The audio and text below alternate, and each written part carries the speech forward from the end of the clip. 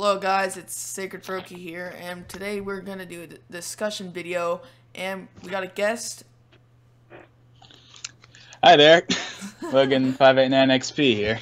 Yeah, and so today we are going to do our Nintendo E3 predictions discussion video. So we got a list here of topics that we are going to hit on and like what we're going to discuss.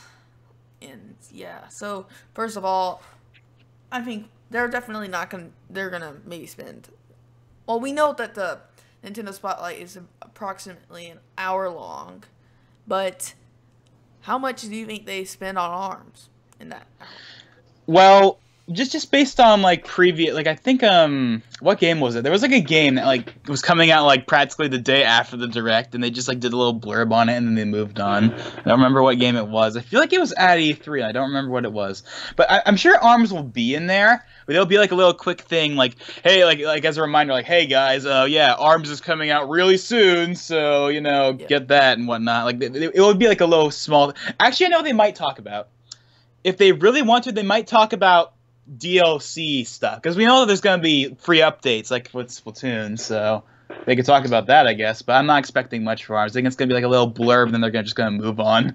Yeah, I agree on that, but honestly, I feel like they just show like a small little, maybe a new trailer or something, like. And I don't expect. Maybe they'll show off a new character or something. I don't know, yeah, but I don't really expect anything other than just a little hey, reminder, go buy us because it's coming out like 2 days after this direct, or something like that. Okay. So yeah. So that's basically all for ARMS, because. Yeah, there's really not going to be that much of it. However, it comes out so soon. Yeah, but we can definitely assume that we're going to see a lot from Splatoon 2, because we know some about the game, but we don't know much. Well, we do know a decent chunk about the game, but there's definitely stuff we don't know about yet. Yeah. Like we haven't seen it. Like we haven't seen that much about the plaza. Yeah.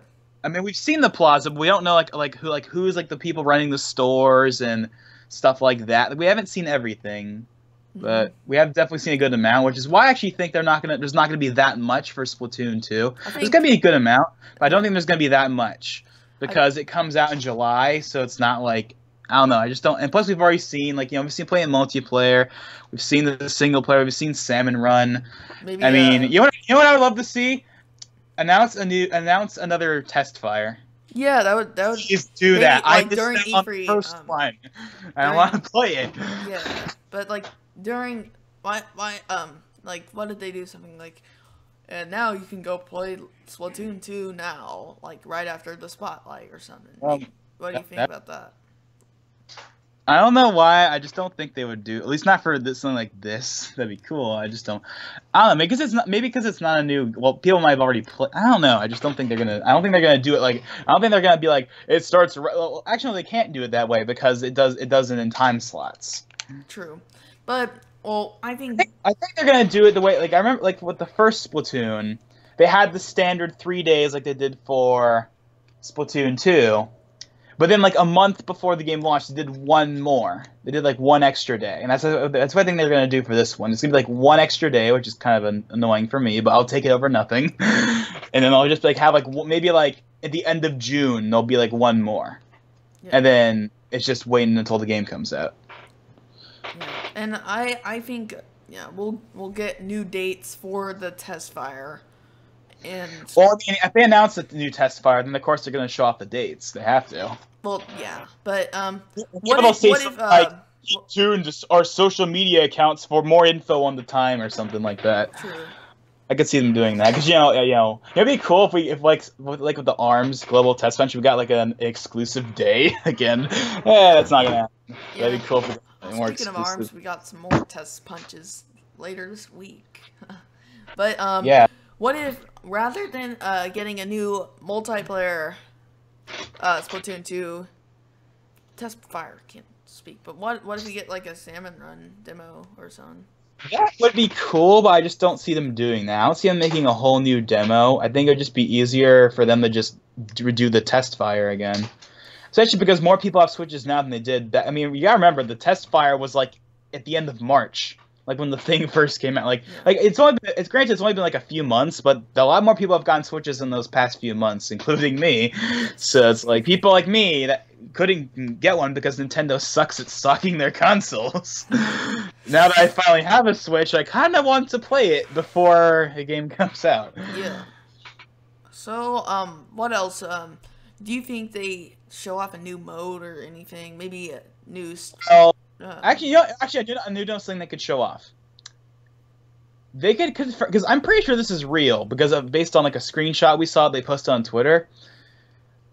Why don't they officially announce split screen? Because there was that one screenshot on like their Twitter account where they're talking about the Nintendo summer events where they're gonna show off the Switch at various events, like different like malls around the country or whatever. They do that for a lot. They've done that before in the past. And there's a screen, and there's a separate section just for Splatoon that has 4 Switch controllers on one big TV, and there are 4 different sessions of Splatoon being played on 4 separate split screens on that TV. So that seems to confirm right there that the game has 4-player split screen. Well, it's really... I can't... I'm really surprised it didn't in the original Splatoon. It didn't have... I'm honestly not surprised because it has to pull double duty with the gamepad. Because the gamepad was the main... But with now, like the Pro Controller, the Joy-Cons, they'll have the gyro functionality, so you like everyone's on a level playing field, and it doesn't have to render anything on the controller. So I can understand. I mean, like Battle Dojo on the original Splatoon runs at 30 frames a second, even though it's only 2 players and there's no one else in the entire lobby. Mm-hmm. So but obviously with the Switch, I think here's what I think is going to happen with them. Like Mario Kart 8 and ARMS, I think the way it's going to work is 1 to 2 players, 60 FPS, 3 to 4 players, 30 FPS. Yeah. And maybe even a resolution downgrade. Now actually, so far, at least the first test fire was only 720p, which is kind of worrying because it should not be 720p. There's no reason for it. There's no excuse for this console not to be able to run it at a higher resolution. It's the same excuse for like Breath of the Wild. Like that Breath of the Wild, I guarantee you would have totally hit 1080p if they actually optimized it. Yeah. And we know that they didn't optimize it. They actually put out like a little screenshot from GDC before the game came out, when they did a bunch of talk about Breath of the Wild and its development. And they literally put a screenshot up saying how easy it was to port to the Switch, and they literally pointed out that they did not optimize it like pretty much whatsoever. So if they optimized it more, I guarantee you they could have gotten 1080p on that. So I mean, with Splatoon 2, it's like they should be able to do at least 900p, but I think they could totally do 1080p. I think if ARMS can do 1080p 60, why can't Splatoon? I mean, and Mario Kart as well. Exactly. And Mario Kart can have up to like 12 players, and like Splatoon can have up to 8. So it's like, what's the excuse? Like maybe the ink is just too much of a load or something. I don't know. It's just like, I think there's a way I think that they could totally make it so that it's, at the very least it's 900p 60 on 1 and 2 player. Actually, no. I think they're not gonna. I think they might actually just shoot for 1080 simply because with ARMS, 1 player is 1080p 60, but 2 players is 900p 60, and then 3 and 4 players is 900p 30. So, and I know for a fact that Splatoon's a game that you want that fast frame rate on if you can, and I do not see them sacrifice. I don't see them going down to 30 frames a second in 2 players. I'd rather have it. I'd rather the game run at 720p 60 than 1080 30. Well, at least for 2 player. I mean, 3 and 4 player, I can understand why that has to be 30, but 2 player, they need to have 60 frames per second for 2 players. So, I mean, I'm thinking 1080. I'm thinking actually at least now. In the last trailer, like the single player trailer, I think it might actually be 1080p, or at least higher than 720p, because I'm that kind of person that can like see what the resolution is even in a very compressed video. I can just know what the resolution is just by looking at by playing the game or looking at the image. And I'm pretty sure it's not 720p anymore. I think it's at least 900p now. Mm-hmm. So maybe 900p. Well, then actually that wouldn't work, because then it would be 900p 60 for single player and then 900p 30 for 2 player, and then what would it go down to 720p 30 for 3 and 4 player? No, they can't do that. Mm-hmm. They would have to do 1080p. I think they would do the ARMS layout where it would be 1080p 60 for 1 player, 900p 60 for 2 player, and either 900p 30 or 720p 60 if it can be done for 4 player. But we'll just have to wait and see. This is all assuming this even happens, by the way. We don't know. I think it's a good chance. There's a good chance, but it's also one of those things where it's like we'll just have to wait and see. But I mean, either way though, yeah, 4-player split screen is probably the only real major thing I can really think of they could reveal for Splatoon 2 at this point. But is it really that important to include? I would consider it important. Yeah. Well, I guess it would be good because actually I feel like it definitely is gonna be a thing because they're really pushing for that local play and. Yeah, and you can hook up 8 switches to play Splatoon and like. But they haven't, and like I'm sure they're gonna. Yeah. It's just like I mean with ARMS and Mario Kart, like they're really pushing for that local multiplayer thing. It's like Splatoon's got to have that split screen local multiplayer. I mean, it should have kind of been there in the first place, but I think the technical limitations was the only reason it wasn't there. Mm-hmm. But I mean, this time around. I mean, obviously, there's going to be a resolution and frame rate sacrifice, but I think it can totally be done. It probably will be there, just simply based on that screenshot. I mean, before that screenshot, I didn't even think about split screen. I just didn't think it would be there because I was just like, that's what's out. Well, when I think about Splatoon, I don't think about split screen. It's not like Smash or Mario Kart. It's a online game first and foremost. Yeah. I don't really think about split screen, but ever since I saw that screenshot, I got a good feeling that there might be split screen. But yeah, I guess. That's why all that I think there's going to be there for Splatoon 2, though. I mean, and we really don't have much to expect from Splatoon 2 because we already know what to expect. Yeah, we've already known a good amount about the game. We don't know everything, but we know a good amount about it. So it's kind of like I don't think there's going to be that much. I think we'll get maybe a new test fire or split screen, and that would be about it. What about a new story trailer? No, because they didn't do that for the first game. For the first game, they just had one single-player story. They're not going to do another one. Yeah. Maybe they show off more. Like, actually, during the treehouse, I can see them playing the salmon run or whatever it's called. And maybe they could show off the split screen during that. Maybe that'd be a better way of showing it off than just because I mean that doesn't sound like a Nintendo Spotlight kind of worthy thing. It has split screen. It's like that's not that's cool, but it's not. I swear, wait a minute. That's something that they like when you sounded like the announcer from Smash just now. Yeah, that's what I was going for. Oh. Okay. Up to 8 players can play at once. Okay, that wasn't as good. I was like, up to 8 players can play at once. Yeah. That sounds better. But okay, yeah, I think that's basically all for Splatoon 2. Yeah, I think really we covered it pretty well. Yeah. Because there's not really much to expect from it because we already know what. Yeah, like there's definitely not going to be much of it. Yeah, but so. Actually, wait! I'm an idiot. I forgot about something. What? We haven't seen any of the ranked modes yet. Oh yeah. We've only seen Turf War. We haven't seen any of the other ones like Rainmaker or Splat Zones or Tower Control or any new modes. Like all we've seen is Turf War in terms of the regular multiplayer. Well, I mean, I think we can definitely expect the old ranked modes, but I think all of them will probably be there. But honestly, what do they add for new modes? Well, I don't know. For some reason, I don't think there's going to be a new mode at launch. Yeah. I feel like they'll just do the standard 3 that we had in the previous game, then like in an update later they'll add more. Like they did with Splatoon 1. So, okay, now we've covered everything there's for Splatoon 2. Well, so, what's the word? Moving on from Splatoon 2. I was going to say something else, but that was the first thing. Okay, whatever. But moving on from Splatoon 2, let's talk about Fire Emblem Warriors, the game that we know hardly anything about. Yeah. And that's one reason why I think we're going to see a good amount of it, because we've only seen one very small snippet of gameplay where like Chrom destroys like 1 or 2 groups of like we've barely seen anything about this game. Yeah. This is going to be one of those games that I think we're just going to maybe not. Well, it's definitely going to get a nice blowout. We're going to actually see gameplay of it, actual gameplay.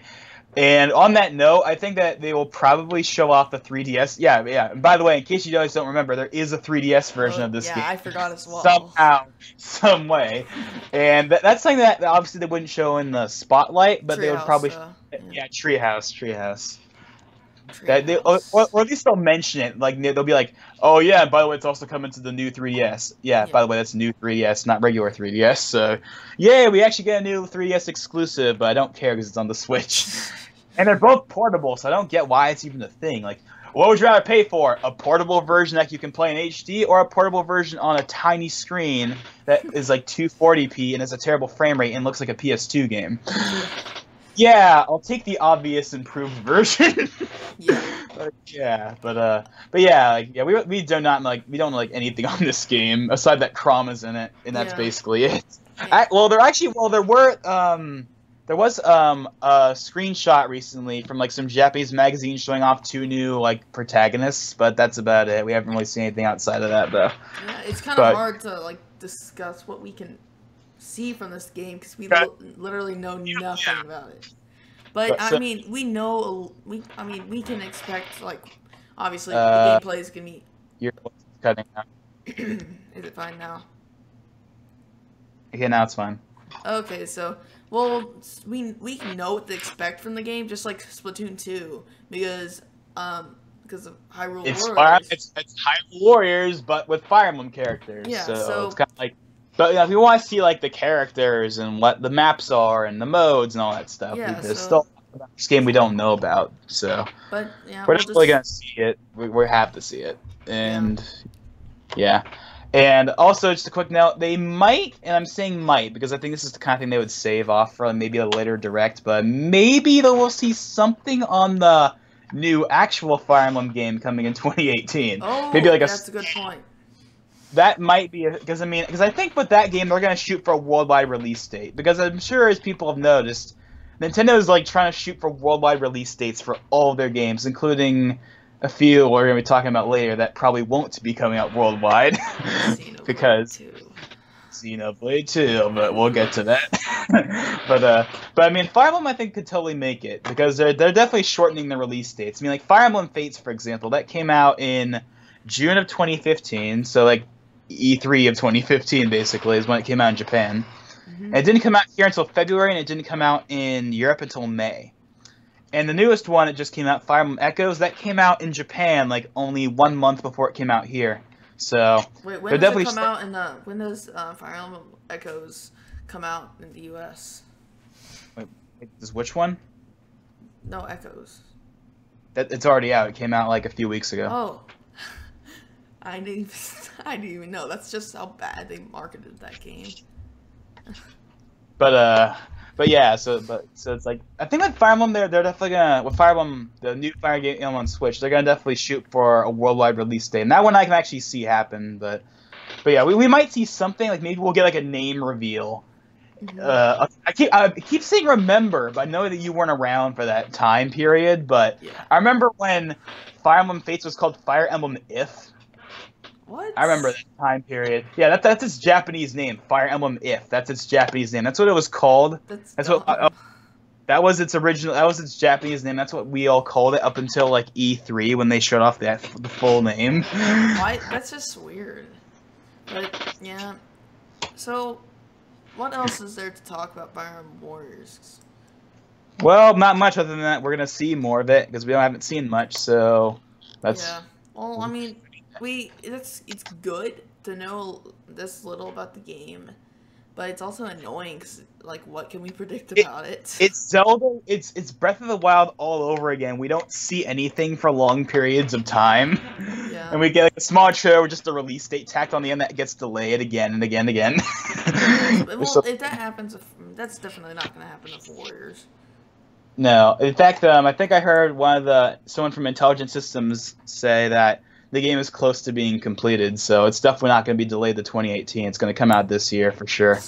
Wait, let's. You know, I forgot. What? Wait, sorry. What were you saying? You could say your thing first.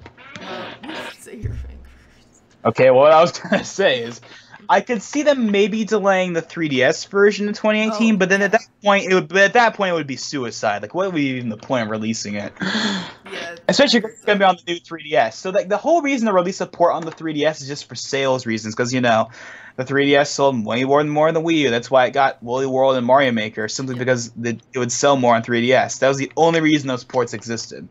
But with Fire Emblem Warriors, it's not going to be on the original 3DS, so what's the point? There's no sales incentive. There's literally no reason to bring that game to new 3DS only.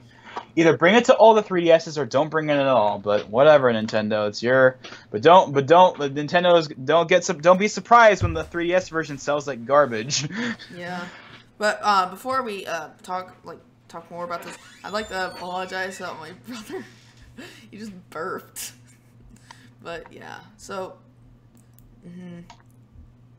So yeah, I guess we should. Why don't we move on then? Wait, no, actually, before we move on, I would like to make a very, I guess, prediction that is like one that's very like. I'm gonna predict Fire Emblem Warriors will release on September 22nd. That actually sounds like a pretty realistic release date. I'm gonna write that in my phone just in case I get that right. And what was you had like a release date for another game? Skyrim, it wasn't like October 16th. But yeah, that's on a that Monday. sounds. That's why I don't think it's gonna happen. Yeah, but the Skyrim Special Edition last year came out in October. You never know. I think But, Skyrim definitely is coming out in October, and Warriors is definitely coming out in September. It'll come out in Japan in August because that's when Hyrule Warriors came out. Yeah. It was August for Japan, September for the rest of the world. But yeah, so to those that are watching, you heard it here first. September 22nd, Fire Emblem Warriors. If it's right. Well, we'll find out soon. Wait, are you gonna make your guess?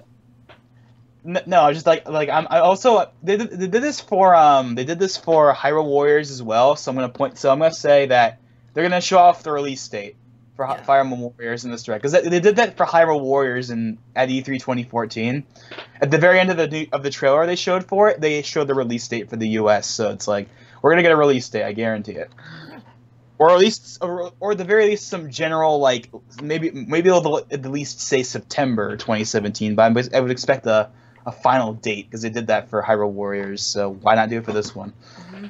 But yeah, why don't we move on now? Yeah. Let's move on to Xenoblade 2, another game that we know nothing about. This one I think we honestly know less about than actually. Well, technically we know more about it than Fire Emblem Warriors, but not by much. So we saw like some story elements, and there's that one guy that looks like he has a Monado 2.0 or something like that. Like it looks like an upgraded Monado. Yeah, honestly, I don't really remember much from the official trailer, but I remember it like the world looked really nice and it's like the first two games. It's gotta be like a giant open world and whatnot. But yeah, we don't know that much about this game. And can't really predict anything about the game specifically, other than one thing, and we kind of already said it before. I'm gonna say it here. I don't care what Nintendo says. I don't buy for a second that this game is coming out in the U.S. at least, or U.S. and like the West. I don't buy this game is going to come out in the West in 2017. I disagree. I don't know why. I just can't see it. I just can't see it. Japan, yes. I think it honestly will probably make Japan like late. Like I think it would come out in Japan. I mean, at this point, this year, but I don't know. I don't know why. For some reason, I just can't picture it. Now, if I'm proven wrong, that's great. But I just can't picture it. I don't know why. I just can't. So I mean, definitely. In January, they said this game is going to release worldwide in 2017, and I think everyone didn't think that was going to happen. But they're still saying it's going to release in 2017. So at this point, yeah, they have been pretty consistent about that, which does kind of give me like a maybe. I think it's very possible, and actually, I do have one other prediction for the exact date because just in case. But I think it's going to be released late in 2017. Now, okay, or now early 2018. Now I do have one. Actually, I do have one way it could have come out in 2017. I don't think it would come out on the same day worldwide in 2017. I don't know, but I could see them just doing the standard thing where it comes out first in Japan, then comes everywhere else on like the same day. Like maybe okay. I'll use Xenoblade X for example. That came out in April 2015, Japan, December 2015, everywhere else. Now, of course, they can't do that now, but like I'm thinking like maybe August or September for Japan and December. I don't know. I just if it's coming out in 2017, I don't think it would come out on the same day worldwide. Yeah. I think it would come out. Nintendo didn't say it would come out on the same day. They just said it would come out worldwide in 2017. So that might be done, but I don't think it would come out on I don't think it would come out in Japan and the rest of the world on the same day. Yeah. The games just have too much text and stuff like that. They couldn't translate it fast enough. Not that game. Not that game. At least I don't think so. I could be proven wrong. We'll find out because I mean they probably all have a release date as well. But I don't know. I just don't buy it. Yeah. We'll see. We'll see. And yeah. So I guess let's move on to probably one of the more anticipated games because it's a game we know. Unlike Xenoblade and Fire Emblem Warriors, we know literally nothing about this game. Literally nothing.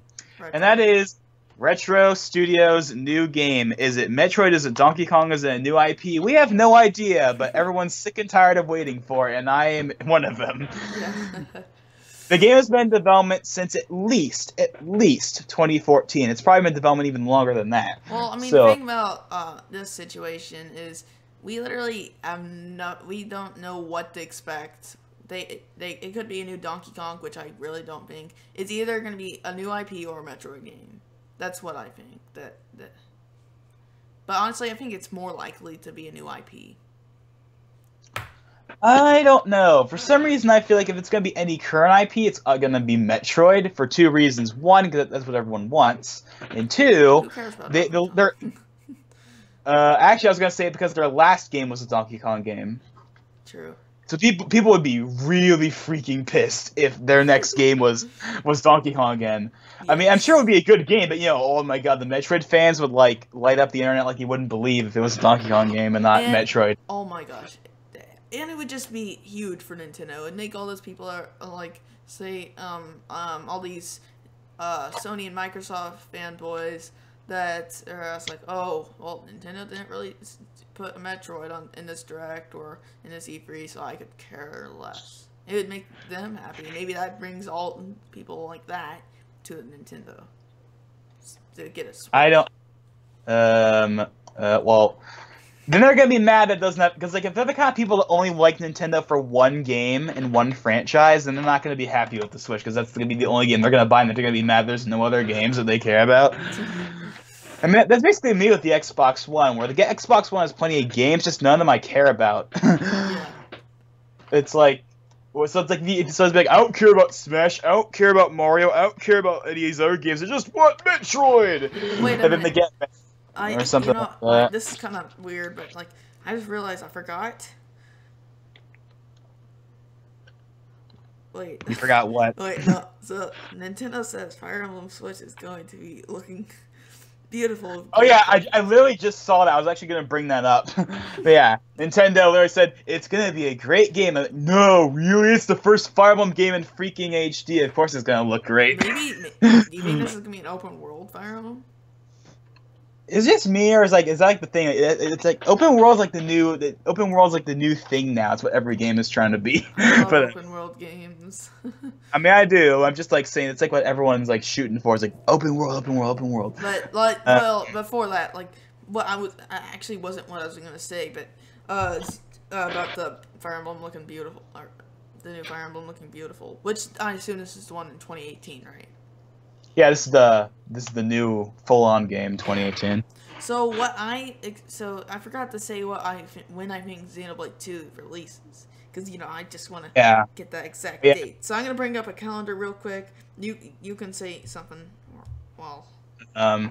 Okay. Well. I guess I'll go ahead and. Oh wait, never mind. December 2nd. December 2nd. Yeah, that was the day I was gonna say before. I brought up a calendar because it just felt natural. I was just making sure it was on a weekend day or Friday. Because? Well, I mean, Xenoblade X did come out on December 4th. Yeah. Well, in the US, so that's when I don't know. It's going to release in December. Worldwide or just in Japan or what? That I'm not 100% sure. It'll release somewhere on December 2nd. I feel like if it's gonna be December 2nd, it would be Japan. I don't know why. I just feel like it would be Japan, and then like the rest of the world would be 2018. It wouldn't be late 20. It would be like mid. It would be early to mid 2018, but it would be 2018. Yeah.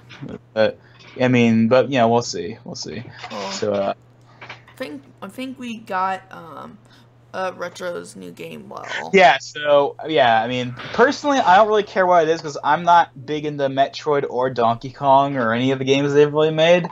But in terms of that's what I don't know. Actually, wait. I know someone we haven't talked about yet that we can talk about after this, but yeah. Whatever Retro's new game is, it needs to be here. It's time. It is seriously freaking time. They showed already.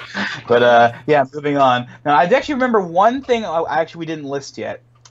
Next Level Games. We haven't what are they working on? Do you know who they are? No.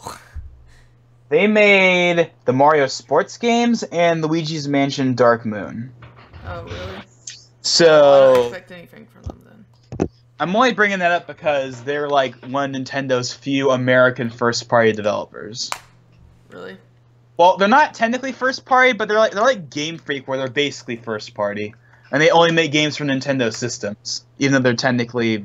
So I consider them basically first-party. So I mean, that's probably more unlikely than Retro, but I'm just pointing that out because we haven't seen a new game from them in a while, so you never know. You never know. So, but anyways, but yeah, let's talk about what is probably going to be the biggest thing that's going to get the most coverage, and that is Super Mario Odyssey. And this is the thing I'm most hyped about. I'll admit, I am not very hyped, and I think the reason why is because we haven't seen that much of it. It's like with Zelda, where it's like I'm excited for it, but we barely saw anything for a long time, so I wasn't really hyped for it. But as we got after E3 2016, and we started to get more and more stuff coming out on a regular basis, I started to get much more hyped. So I think that this is like much like ARMS was and Splatoon was. I think this is going to be the time where Nintendo's going to fully sell me on Mario Odyssey. I mean, not like I wouldn't buy it. I mean, it's a new freaking 3D Mario game. Of course I'm going to buy it day one. But it's just like, you know, like as like a hype from a hype perspective. I think this is what's going to get me truly hyped about this game. Yeah, I want to see I want to see like the hub world. Do you think there's going to be a hub, or do you think we don't honestly, I think it's going to be more like Galaxy. Where you... Well, the fact that they literally keep pointing out how we're going back to the open world style of Super Mario 64 and Galaxy makes me... not Galaxy, Mario Sunshine makes me think that it's probably going to be like Mario 64 and Sunshine where there's like a hub world. Yeah, this is what I remember. I feel like there's going to be... You know, I think that... I don't know why. Maybe like New Donk City, aka New York. Maybe that's the hub world. I think that would be a more. I mean, that would make more sense than just a whole world based on. I don't know. I just pointing that out. Yeah, then you like go into an airport. Actually, wait. Dang it. Airport. That actually wouldn't be too bad. Yeah, but we know that's not gonna be the case because remember he had like that little hat. Yeah. He has like. Also, he has that. Well, actually, no. He has that flying like. He has that flying machine from the trailer. That's probably how he get. It also said there was like a checkpoint flag on it. Wait, so this is what I remember. What do you think about? So these are the 4 worlds that we saw are the only worlds in the whole game, but each world is their own respective hub. What do you think about that? I actually think I remember Game Explain talking about that, and it actually wouldn't be bad. That would mean that because like I will admit like I don't, for starters if there's just I don't think there would be just 4 worlds. I mean, when has there ever been a Mario game with only 4 worlds? Yeah, that'd be weird. No, like unless they want to do it as DLC not or even something. Super Mario Run had 4 worlds. Yeah, not even Mario Run had 4 worlds. That's 6. I mean Mario 64 Sunshine and both Galaxy games did not have 4 worlds. like there doesn't make any sense. I don't care how big and expansive they are. I can't picture only 4 worlds. I think that we're either gonna see more or it'll be like you said, or where each world is their own respective world, or like there's like its own hub that goes to a bunch of other things or something like that. Yeah, that would be pretty cool. But I don't think there's any way that it's just 4 straight up worlds. I think they will have it where it's one hub and then it branches off to different like sections. But I don't think that's all of the hubs that we've seen. Like, obviously, there's gonna be there's definitely a lot we don't know yet. But I mean, there's definitely gonna be more. Is basically my point. Because Like, there's gonna be we more. don't have the ice. We don't have Ice World, and we don't have a Lava World and stuff like that. Well, we actually maybe there wasn't there like an ice world in like the very first trailer, like the very first like the Switch trailer. We got New Donk like City. We got the little Candy Land.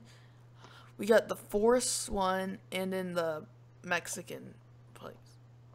Oh wait. So wait, we have New York, the Candy Place, the Forest. Mexico place. Which is basically the desert. That's the desert like place. That so just little, call it that. But yeah, desert place, like the one that was from the reveal trailer as well. So it's like, yeah. Is that all we've seen so far? Yeah, we have not seen hardly anything of it. But like, we know for sure that the bunnies are not the only bosses.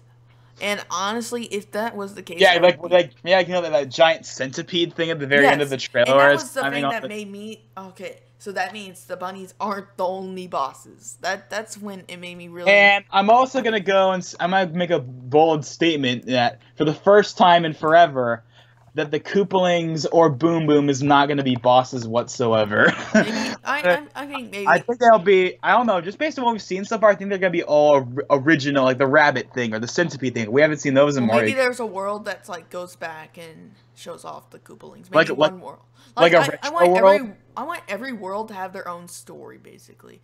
Like I remember watching this one channel about Switch Force, and where it's like in this haunted mansion, and then there's this one person that's like captured a bunch of Goombas, and you have to save the Goombas, and then like destroy the boss that's like basically keeping the Goombas as slaves. And that, like, having like a story, saving the Goombas. Well, I mean, they keep pointing out how we're going back to Mario 64 and whatnot. And those all had objectives. It wasn't just finding the star, finding the shine sprite. There was an actual objective. Well, obviously, it's not going to be exactly like that. Because they're not going to repeat what they did in Super Mario 64. And I didn't play Super Mario Sunshine, so I don't know, like, how similar 64 and Sunshine are, but... Well, I mean, it's got the same basic idea where, like, there's all these... Like, there's the hub, which is Delfino Plaza. And then you have, like, all these other places you can go to, like, Bianco Hills and Rico Harbor and Pianta Village. Wait, did I say Pianta twice? I don't think so. Okay, there's a bunch of different worlds. There's a bunch of different places on Isle Delfino you can go to via the hub. And all of them have eight shine sprites, aka 8 missions. Yeah. So, and it was basically the same thing from Mario 64. So I think maybe it would be something like that. Like, granted, they keep emphasizing the open world things. So maybe they would go full on, like, I don't know, something else. But I think they would do like the mission type thingy with the HUD world. Yeah. Where you can well, we haven't seen a single star or anything like that, have we? Like, we haven't seen it yet. Maybe you collect the hats. Maybe you collect a hat. Because all I'm gonna say is, please don't be a reach the flagpole type thing again. I doubt it. I completely doubt it. There's no way. It's gotta be like, because we haven't seen like stars or shine sprites or anything close to that yet. So we haven't seen like a end goal yet, which I'm sure we're gonna see. But it's like, remember in the trailer, like,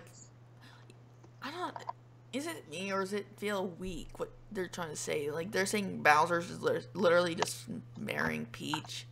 Is it me or is that that's much more, I don't know, it gave me kind of an epic feel. Here's the reason why. The cutscenes felt like Mario Galaxy type cutscenes. Yeah. And that's what, like, I got the Mario Galaxy vibe off of the cutscenes they show with, like, Mario, Peach, and, like, Bowser. And those, like, that's why I think that this story isn't gonna be as generic. Like, it's not gonna be, like I don't know, it's gonna be a better story, more along the lines of, well, Sunshine or the Galaxy games. Like, those had better stories than, say, for example, Super Mario 3D World or something like that. Yeah, Super Mario 3D World is basically 2D Mario in a 3D world. I mean, I like it. It's a good game, but that's exactly. It is a great game. But it is New Super Mario Bros. 3D. Is basically what that is. Yeah, And gosh, this is one thing I love about Super Mario Odyssey is the variation. So we know that there's gonna be the normal Goombas and stuff. Oh wait, no, Hammer Bros are better. What the heck is the word? Is a better example. So the Hammer Bros, they obviously throw hammers, normal, but like in that candy world, they were throwing frying pans. So I thought that was really cool. So that's gonna be. I want to see all the variations they take for all these. Oh, and they also had little chef hats. So it's really, that's one thing. It's the small details that really are just really cool. And also, I'm gonna come out with a really wide prediction. I think one of the worlds in Super Mario Odyssey is gonna be like a retro type world with like retro blocks and stuff. But still, it's gonna be open world, of course. But I think it would be really cool to have it like that. Like maybe it goes inside of a old NES or something. Or maybe it goes inside. I don't know. It's just.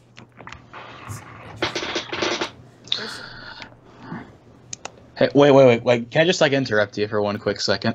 Yes, you can. I was like searching Mario Odyssey stuff, and apparently yesterday, actually no, today, apparently there's a leak going around that this is like one of those no duh type things, but it's basically saying that Mario Odyssey is going to come out in November, which is like no duh. Yeah, no duh. But yeah, exactly. It's just like. Yeah, it's like, no, really? I thought it was going to come out in December. No, it's a freaking Mario game. They always, if they don't come out at launch, they come out in like November. Yeah. I don't know. I just wanted to point it out because for some reason that's like a rumor. It's like, no, really? It's going to come out the week before Thanksgiving. That's November 18th. But let's go back to talking about the game. Yeah. Let's keep going. Wait, what was wait, do you have any like really out there predictions for like some cool worlds? Maybe there's like a Christmas themed world or something.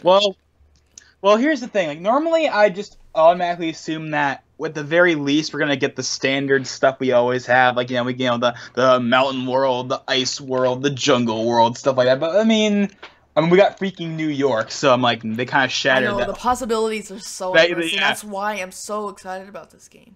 But that's also why I want to keep realistic, because I want to repeat what happened with the Yokai Watch dub, where I get way too hyped and then I'm crushed when I actually see the final product. Yeah. So I want to keep my expectations in check. That's why I think a lot of people don't enjoy Nintendo's reveals, because they don't understand how Nintendo works.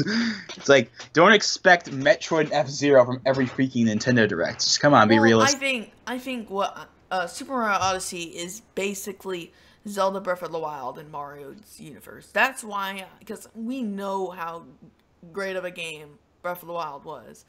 And that is, I think I also kind of kept my expectations really realistic with that game, but that game turned out obviously really well, so. Yeah, it's one of the highest rated games in history. But this is also Mario. and Mario in recent years has kind of gotten a little generic with the same. They even specifically, but they specifically said in the presentation that they're going back to the old roots of Super Mario 64. I mean, yeah, I know. But it's just like, it's just like, I don't know, like when the last like 5 years have been like the same, like World 1-1 to World 8-4 type thing with this they're not gonna they're not gonna do that obviously, but I'm just like pointing, like I'm just saying in terms of the worlds. I'm talking about worlds here. Well, actually, now think about the worlds we have seen so far do look a lot more unique than any of the recent Mario games. Super Mario U, they actually the worlds aren't called World 1, World 2, and stuff. They're just I know, but not even in Mario. I don't think the Mario not Mario World. I was gonna say New Super Mario Bros. Wii. I don't know if those had a name. I don't think they did. I'm pretty sure they were World 1, 2, and so on. Yeah. Well, yeah. I mean, obviously, Mario Odyssey is a big break from games like Super Mario 3D World and going back to the Mario 64 style, which is good. I'm down on it. No matter, like, I don't even care if Super Mario Odyssey was a linear game, because let's be real here. Galaxy and Galaxy 2, they're both a lot. They're not, I mean, they're still really great games, but they're a lot more linear than 64. Well, yeah, they're definitely more linear games, but they're really games good. are so good that you don't even care how linear how they're technically linear. And that's why I'm not worried about, because even Super Mario 3D World, that was such a great game, and that's why I think it's one of the most underrated games that on the Wii U's library. It was terrific. I mean, yeah, it was a good game. I definitely was just like, I don't know. Even I kind of felt the whole like thing. Like it's like we're like, you know, it's like we got the plains world, we got the mountain world, we got the desert world, we got the lava world, and then like it's like I don't know. But obviously with this time around, I mean, even though we have a desert, for example, it's obviously not the stereotypical desert in previous games. I mean, we got a town, we got that floating pyramid in the background in that one scene. Like, there's obviously more. What's up with the ice? Like, yeah, what's up with the ice? Oh yeah, like in the first, like in like the Switch reveal trailer, there was like ice in the desert area for some reason. There's ice everywhere. There's ice in the mountain area as well. Remember? I mean, tree area, the big trees. What do you even call it? It's like, it's trees. It's like in this big wilderness, and it has all these robotic stuff. It's really, oh gosh. Just going on. I honestly could talk about this game for hours, and there's just so much. There's so much little we know, which makes it. But knowing the possibilities of what could be there is really what excites me. And this is gonna be the game I'm gonna be most excited for, and it's not even my favorite franchise from Nintendo. I mean, yeah, I think this is definitely. I mean, like, even though I'm skeptical now, I'm sure the second we see that trailer at E3. All that skepticism is just gonna melt away. Yeah. Mark my words. It's gonna be like ARMS. I don't think it's gonna be just like ARMS, where I'm skeptical. Where I'm sure it's gonna be good. Okay, I keep saying that like it's gonna be a bad game. Mario Odyssey is obviously not gonna be a bad game. But I've never been disappointed with a Mario game, at least the main series one. So I don't know. I'm just saying, like any like remaining, like I don't know. I obviously am excited for it, and I'm definitely gonna be interested in seeing what they have to show off. But it's also not. It's not my most anticipated game for E3 either, when it comes to Nintendo. But yeah. Bottom line is, I mean, when we do finally see it, I'm sure I'm not even gonna. I'm gonna like all my skepticism is just gonna flow away. I'm gonna be like super hyped for it. Yeah. But I'm just like. Right now, at least, I'm still kind of, like, skeptical, because we haven't seen that much of it yet. Mm-hmm. There's a lot to be excited about. But really for all of Nintendo's E3. Like, not only are we looking... I mean, yeah, this is going to be the first E3 in over 2 years that's going to actually be good. I mean, last E3 was amazing. I mean... E3 2014, in my opinion, was their last really good E3. That E3 was freaking perfect. E3 2015 was not good at all. Well, it had, like, yeah, it was not good. E3 2016 was better, but it also basically was just Breath of the Wild and a 3DS game, so there wasn't really anything there. But now that the Switch is out, they can finally show off all the Switch games that have been in development for years. And that's why I'm excited, because it's like, we're going to finally see all this stuff. And we got to remember, they're doing an hour of just Switch. It's no 3DS, no 2DS crap. And also don't forget that they're probably going to still show off stuff on this Treehouse stream. Yeah. So, like, they're probably going to reveal Switch stuff on there, too. Maybe not as major, but it'll still be there. Oh my gosh. You know, yeah. I cannot wait for all the Mario Odyssey gameplay we're going to be getting. Because, like, I had so much fun just watching all the Breath of the Wild gameplay from last year, from watching it from Game Explain, IGN, and Nintendo themselves. It was a blast, and that's what I'm really looking forward for Super Mario Odyssey, because it really truly is Zelda in a Mario universe. But obviously it isn't, because you know Mario's a platformer and Zelda's an RPG. But yeah, I guess bottom line is we're both pretty excited for it. I'm just more skeptical. Yeah, I'm not on the hype train yet. I guess is the big thing here. I'm not on the hype train yet. I'm sure I'm free, but I'm not on the hype train yet for this game, and I think that's the real thing. I mean, here's the deal. If Super Mario Odyssey only has these 4 worlds, I will be kind of disappointed. That's the only thing that makes me a little, not wanting to completely get on the hype train. But once I know that those aren't the only worlds, I will completely join the hype train. Yeah, like I'm sure the second we see that trailer, I'm gonna be completely fully on the hype train.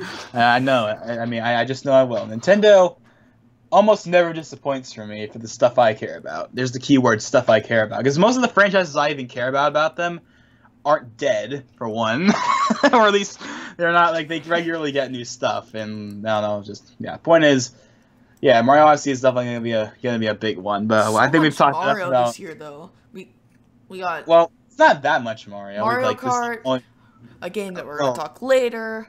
Oh yeah, right. I don't want to. Well, I mean, I think everyone knows, but we don't want to spoil.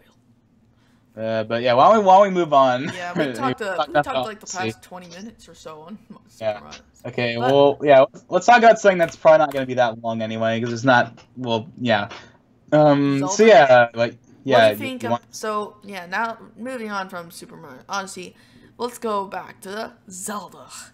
You know, we all played the game. Well, at least I completed all the shrines. I don't know if you have, but I have not. Yeah, you need to get on that. Because I don't need to get all the shrines. I have as much health as I'm probably ever going to really need anyway. Yeah, we all got all 900 Koroks. Yeah, and we got that literally crappy reward. The golden poop. Like it was like it's like they took the golden turd off like American Dad or something and they put it in the game. I don't know, just a random thing. But yeah, obviously, yeah, Breath of the Wild is like one of the best Nintendo games in probably a long time. It's definitely one of the best Zelda games in my opinion. Yeah. But I mean, it's not Ocarina of Time or Majora's Mask level yet, but it's like third. It's my third favorite. Yeah, I completely agree. I remember I was like, oh my gosh, this is the best game I ever played. But I'm coming back to Earth, and honestly, I've played a couple Zelda games, and I'd say Wind Waker and Ocarina of Time are better. And I'm still currently working on Majora's Mask, so I can't really give my opinion on that. But so far, I honestly think that's my favorite Zelda game. Is Majora's Mask. But let's talk about the DLC. So we already got the first pack, and I don't know why everyone's so disappointed at it, because that's exactly honestly it's more we knew from the beginning that the first pack would be kind of garbage. We knew it wasn't going to have that much. It was the second pack, the story mode. That was story pack. That's the big one. That's the reason why we're talking about it. Yeah. But by the way, but you remember? Okay, like this is like a fun thing. Mm-hmm. Remember back in February when everyone was complaining about the Zelda DLC having Zelda having DLC? No one's complaining about it now. It's like at the second people actually played the game, they're like, "What DLC? Who gives a crap?" Like no one cares about. Like why was that such a big deal? I never got what the big deal was. I think it's just like people think that they're purposely holding back some content from the game. I mean, well, at least like I know at least for Smash, Sakurai himself stated numerous times that they didn't actually start making DLC content until the original game was fully finished. And the original game was basically finished around E3 2014. They just had to bug fix it and stuff like that. Yeah. That's when they started making Mewtwo and stuff like that. So, but that was after the full game was already completed. So. Mm-hmm. But with Zelda, it's like, okay, the story mode stuff, I don't think the story, like, I don't know. I will admit, withholding those 3 treasure chests and stuff like that's kind of weird, but I don't think they were holding back anything I would call important from the game. Yeah. And, yeah, honestly, I'm excited for both of the DLCs, because we're still getting a good amount of stuff in the first one. We're getting some new clothing items. We're getting the, what's it called? The one where you fight a bunch of enemies I don't remember what it's called. You know what? I'm going to go ahead, and since I'm on the Switch right now, let me go and find that one news article that lists all the stuff in the pack. I probably got to scroll down a little bit. My Switch is upstairs, so I can't say anything. A bunch of these are Japanese articles. Because I have a Nintendo account for every region. I got, of course, my US one, and I got a UK one, well, a European one, but set to UK, because, English, one English, an Australian account, and a Japanese account, so I can access all the different eShops. So yeah, by the way, Nintendo, I've probably said this a billion times, but seriously, thank you for not having region locking. But, I mean, I wish they would make it where you could, like, convert US dollars into, like, yen, so I could buy stuff from the Japanese eShop. Well, I guess what you should be saying is, why don't they just let you, like, can you not use US credit cards yet on the Japanese eShop? I mean, I know they added it recently where you can have credit cards, but I don't know if you can. Okay, well, anyways, okay, I found the post on here. Okay, so yeah, the first pack is gonna have a bunch of outfits. Is one thing, like it's gonna have a Korok mask. Yeah, I'm a Tingle outfit. It's got the Phantom armor, Majora's mask. Oh yeah, I want to see what they do with the Majora's mask. Like what, or do you think it's just gonna be for show? I think all this stuff is just gonna be cosmetic. I don't think it's gonna do anything. Just at least nothing major. Like I don't think it's gonna have any special ability other than maybe like, I don't know, like the built-in stats like stealth or speed or something like that maybe. But I don't know. And we also get hard mode and what's it called? Hard mode. I'll admit that one I think is kind of BS. Why that's a part. I agree of on that. That's the one thing I will agree on. That why isn't that like a part of a free update? That's just so weird. Like that's a game that you shouldn't have to pay for. I mean, I actually am honestly kind of interested in hard mode because, I mean, I probably wouldn't do it now, but eventually when I do get around to, I mean, I actually still haven't. Well, I've beaten Breath of the Wild on the Wii U version, but not the Switch version. I have got all the Divine Beasts. I could head for Ganon's Castle right now, but I just don't feel like it because here's the thing, for me. The second I beat a game, most of the time I never want to go back. At least in terms of single player, I never want to go back to it, even if there's still a bunch of stuff to do, because I don't have an incentive anymore. Even though I can, I don't know. I just rather not fight Ganon until I've done everything in the game I want to do. Yeah. Especially, I mean, I already beat him on the Wii U version, so I'm in no rush to see what it looks like or anything. I've already seen it. I've beaten it already on one version, so it's like. That's the problem about Breath of the Wild. Is like once you beat Ganon, what do you do? I mean, there's stuff to do, but you don't have an incentive. At least I don't have a reason to do it anymore. So that's why I'm waiting until I've done all the stuff I want to do. But anyways, moving now. So yeah, hard mode. I mean, at first I was thinking this is just gonna be this typical thing where like you can't get hearts from the cut. Well, I was gonna say you can't get hearts from cutting the grass, but you can't get hearts from cutting the grass in this game. So, I mean, but Wait, what are they gonna show off in the second DLC pack? Isn't it a new story and it's a gonna new be dungeon? Yeah, it's gonna be stuff like that. But the main thing is the new story. Wait, but what's the other thing though? There's new story, new dungeon, and what else? I think there was. I was gonna say new map feature, but no, that's in the first pack. In fact, can I just go back to what I was saying about the first pack again? Because it wasn't yet with the first pack. Sorry about that. So, yeah, in hard mode, yeah, and the one thing I actually do think is going to be pretty cool is that, of course, there's going to be more high-ranking foes, your health is going to recover slower, stuff like that, but one thing that's cool is there's going to be floating platforms everywhere.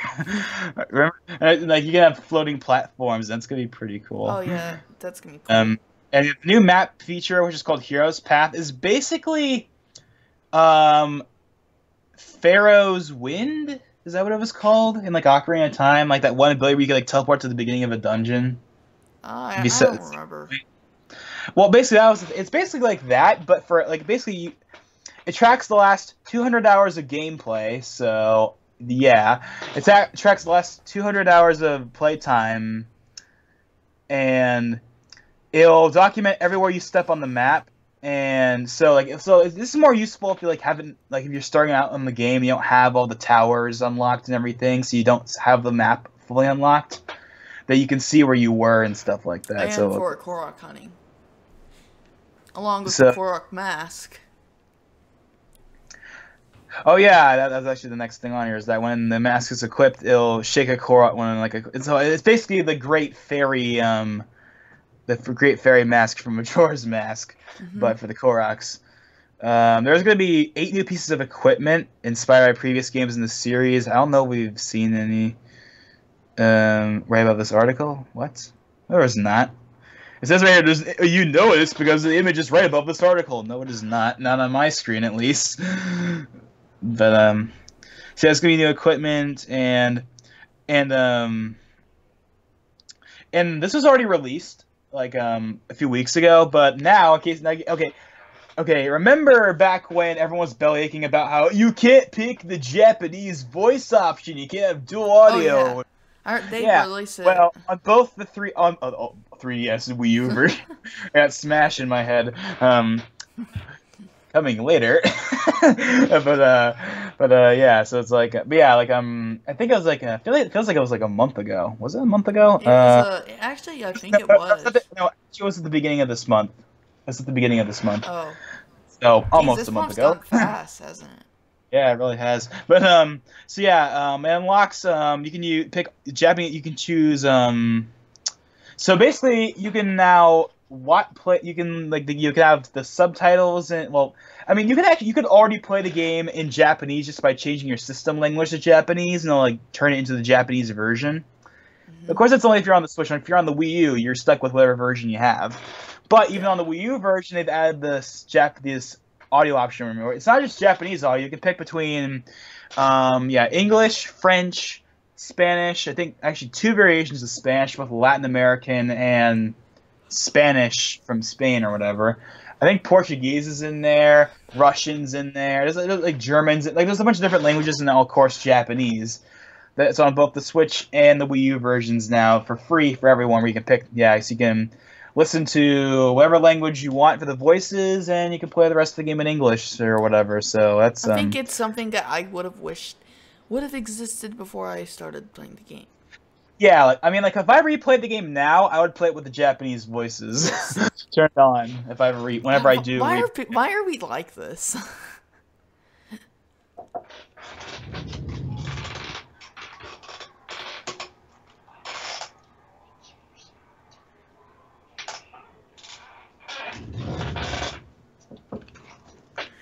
But yeah, but basically, because we kind of got sidetracked a little bit. But yeah, basically, like in terms of what they would show for Breath of the Wild DLC, I think they would show a release date for the first pack, and maybe they would show some stuff on the second pack. Maybe they do pull off, and after the spotlight, you can go download the first pack. That'd be pretty cool. That's something like I could see him doing. I mean, it's supposed to come out in summer 20. It'll add a couple hours of gameplay. Something for us to do until ARMS comes out 2 days later. Well, I'll be playing Minecraft. Or, whatever. Well, I'd probably be doing the Breath of the Wild DLC. I mean, I have the expansion pass because it came with the bundle. I got it a couple weeks ago. My Switch I got as part of a GameStop bundle because I didn't want to wait for Nintendo to stock because I needed to have it ASAP because it's a new Nintendo system, so I have to have it as soon as possible. And you got so I was like, what? I'm just gonna buy GameStop's overpriced $450 bundle, which wasn't really much of a ripoff because it came with Zelda, came with the expansion pass, came with Bomberman, and it came with Snipper Clips, which is all stuff I was gonna get anyway. So. Wasn't really a rip-off anyway, but I had to get a bundle though. I remember I did the math, and you would have saved $10. Ooh, $10. $10 is life saving. But while we move on for now, we just recapped what's happened though. We haven't talked about what we think will happen in the Zelda. And then the next DLC, but didn't get what is there to say. We don't know yet. That's a question we can't really answer yet. Actually, we have to wait. There is one thing I wonder. Do you think the new dungeon in this DLC? Do you think that's going to be a divine beast, or do you think it's going to be a traditional style Zelda dungeon? Well, considering that there's no traditional style Zelda dungeons at all, I don't think it's going to be that. But also, it's obviously not going to be maybe it could be a giant mega shrine that's comprised of separate levels or something to make it that's a good main idea. Dungeon. Wait, do you think maybe they add more shrines into the game? Because, currently you can't actually get, you can get, all hearts, but say you want to get all hearts, but you can't also get all stamina. So do you think they add, shrines into the Your voice is cutting out. Is it good now?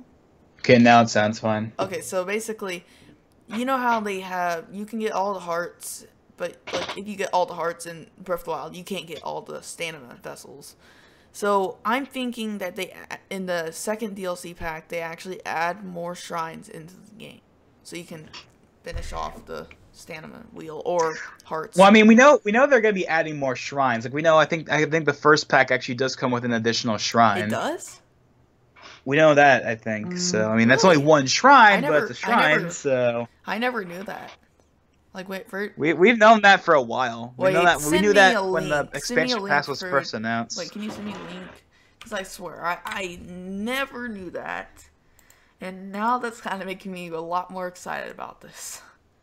Okay, I'm actually looking at the language options for the voice thing. So yeah, there's English, French from France, French from Canada, German, Spanish from Spain, Spanish from Latin America, Italian, Russian, and Japanese. Okay, I'm gonna play it in Russian next time. So okay, well, why don't we move on? Yeah, I think we covered it pretty well. Okay, now this next one is Rabbit. one that would have been a surprise, except for the fact that we kind of know everything about it. Yep, thank you, leaks. So yeah, as I'm sure you guys are probably aware of, Rabbits. like a week ago, maybe even a few. What was it? Like a week ago? I think. Yeah, it was about a week ago, wasn't it? Wasn't it during last weekend? Friday or Saturday or something like that. I don't know. It was like who cares when it was announced? Right. But it was very recently, is my point.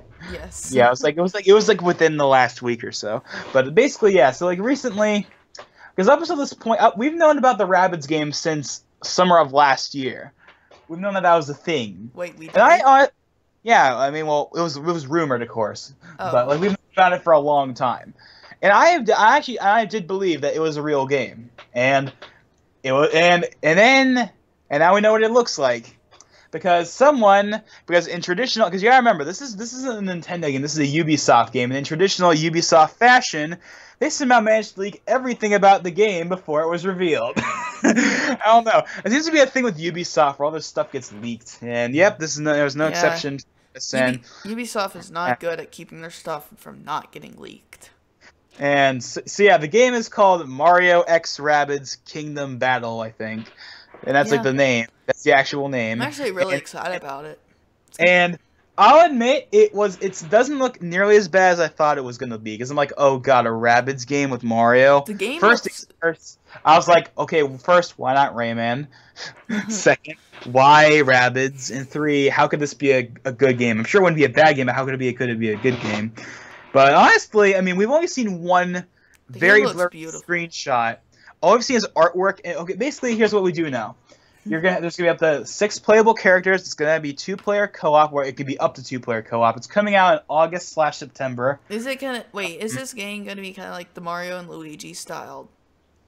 For some reason, I think it will, but we really do not know. Yeah, we'll have to find out. Blurry screenshot, which actually looks more like Super Mario RPG than any other game. Just kind of perspective. They said that the gameplay is approximately 20 hours.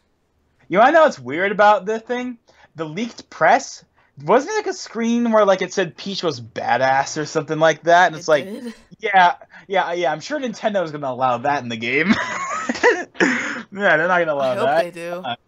That'd be awesome if they did. And they'd be like, finally, Nintendo's learning that kids are not what they were back in the ye olden days, where they didn't use everything, where they didn't talk like 30-year-olds or whatever. Okay, but yeah, basically, so yeah, we saw a lot of stuff, but basically, the game is confirmed. Yeah. There's no doubt anymore. The game is 100% happening. I remember I was skeptical about it, and I actually didn't think it was gonna happen, but as of today, I definitely think it is real, and I'm really excited about it. I have a feeling it's gonna be a really good game. So but this is another game we really don't know anything of it. And the thing is, we're going off leaks here. But I think these are really gonna be. I think these leaks are gonna be real. Wait, yeah, that's one thing. Are these leaks real? Yeah, yeah. Like I know, I can tell they are totally real. Okay. I know. Like this isn't like a Smash leak. Like I could tell this is like this was legit. Like we've known about it for a long time, and it's like it's legit. We know it's legit. Well, that's good. And so there's no doubt it is definitely a thing. Another question: do you think this game is gonna be revealed during Ubisoft's presentation or Nintendo's?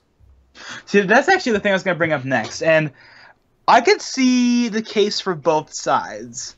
Yeah, maybe they show something. I mean, I could see the case for both sides, but I think it's gonna be on Nintendo's event because it's a Mario crossover. I mean, why would they show off a Mario game at a Ubisoft press conference? It just doesn't sound right. Some love, right? Am I right? I just think that it's going. I'm pretty sure at this point it's going to be at Nintendo's event and not Ubisoft's. Yeah, I agree about that. It makes more sense too. Yeah, it just makes more sense. But I mean, yeah. This is I'm glad that they did this collaboration, though. I mean, it's really weird, but I'm sure it won't be a bad game at all. But it's also not going to be a game I'm going to get day one, though.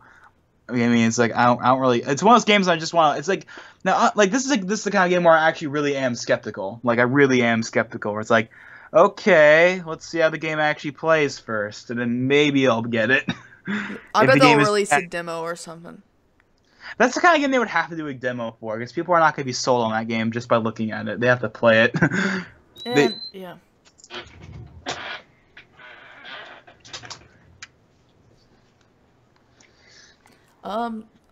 So I think this game is gonna release in August. What do you think about that? Well, it probably is a good idea because there's like nothing releasing in August. At least nothing that would be big to really compete against it. Yeah. That's the kind of game that would get destroyed if it was released during the holiday season. It's gonna release in November. I mean, on the Ubisoft press thing, it literally said August/September, and I think it's gonna be more. It's gonna be one of those two. And honestly, I can see it being September. Wait, didn't they say like a timeline, like of what they plan on like pushing for the game? Like I don't have the slide up like this second, but it's just like there's like they did discuss a lot about the game, but like basically it's definitely one of those just like it's so weird. I mean, you know what's funny? You want to know what's hilarious about this? What? Yeah, in the timeline, June surprise announcement at E3.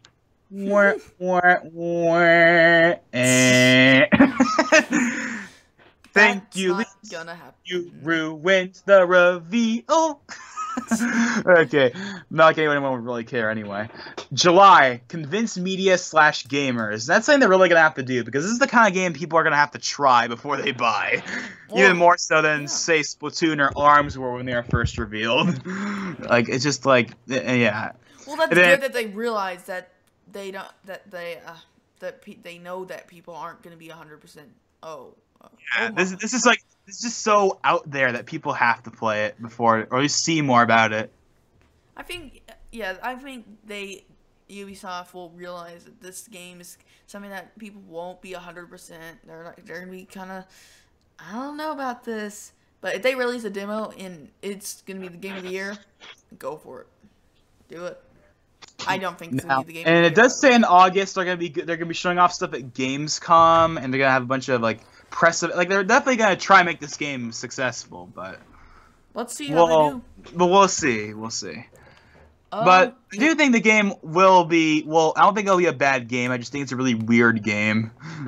Yeah. It's those games we're gonna have to see to really understand what the heck it is. Oh, and just on a side note, and I just kind of found this really weird. What? The game runs on Snowdrop. I have no idea what that is. I wonder if let me see. Is that a Ubisoft engine? Ubisoft Snowdrop. Well, the game does look really good. Oh wait. Snowdrop is what the Division runs on. Really? Ooh, well, now that's got my interest. Okay. Well, I mean, it's not gonna look like freaking Battlefield 1 or anything, but you know, it's gonna look good. Is my yeah. Yeah. I think you want to move on from rabbits, or you want to. You got So, anything I mean, yeah, else? so the game it's a thing, it's happening, it looks weird, we're just gonna have to wait and see how that Yeah. goes. I So, just want to see gameplay. That's really what I. yeah, it's one of those games we're gonna have to just see to believe. But, so yeah, let's move on to actually something that may or may not be confirmed, because, a few days ago, and this is completely unrelated to the whole Smash League thing that happened yesterday, but, a Japanese website supposedly confirmed Pokken Switch, which I actually kind of forgot about because Pokken's a game I wanted to get, but one, I needed someone to play it with, and two, it's a game that clearly was not going to be long for this world. Yeah, you needed someone to play I mean, with. it didn't get like any updates. Pretty much, it doesn't have any of the new characters from the arcade version. It's basically done at this point. There's no point in me buying the Wii U version, but at the release the Switch version, it has all the new stuff from the arcade version that's going to be constantly updated with DLC and stuff. Then yeah, I'll totally buy it if it's on the Switch. Plus, the Wii U version looks like garbage. The resolution I was like 540p or 600p, and it still dropped frames on the Wii U. So it's like, come on, Smash runs better than that. yeah. Smash 1080p, 60 frames a second, with 8 players with Rosalina and Luma on Palutena's freaking temple, and not drop a frame. But Pokken Tournament's a one-on-one fighting game, and they drop frames even at 540p. That is unacceptable. That's like lazy optimization right there. Yeah, but Switch, like, yeah, it'll be much better on Switch in every way anyway, but just, yeah. But yeah. But can I be real with you? Yeah. I will tell you right here, right now, this game will not be on the Switch anytime in the lifespan. I just don't see the reason.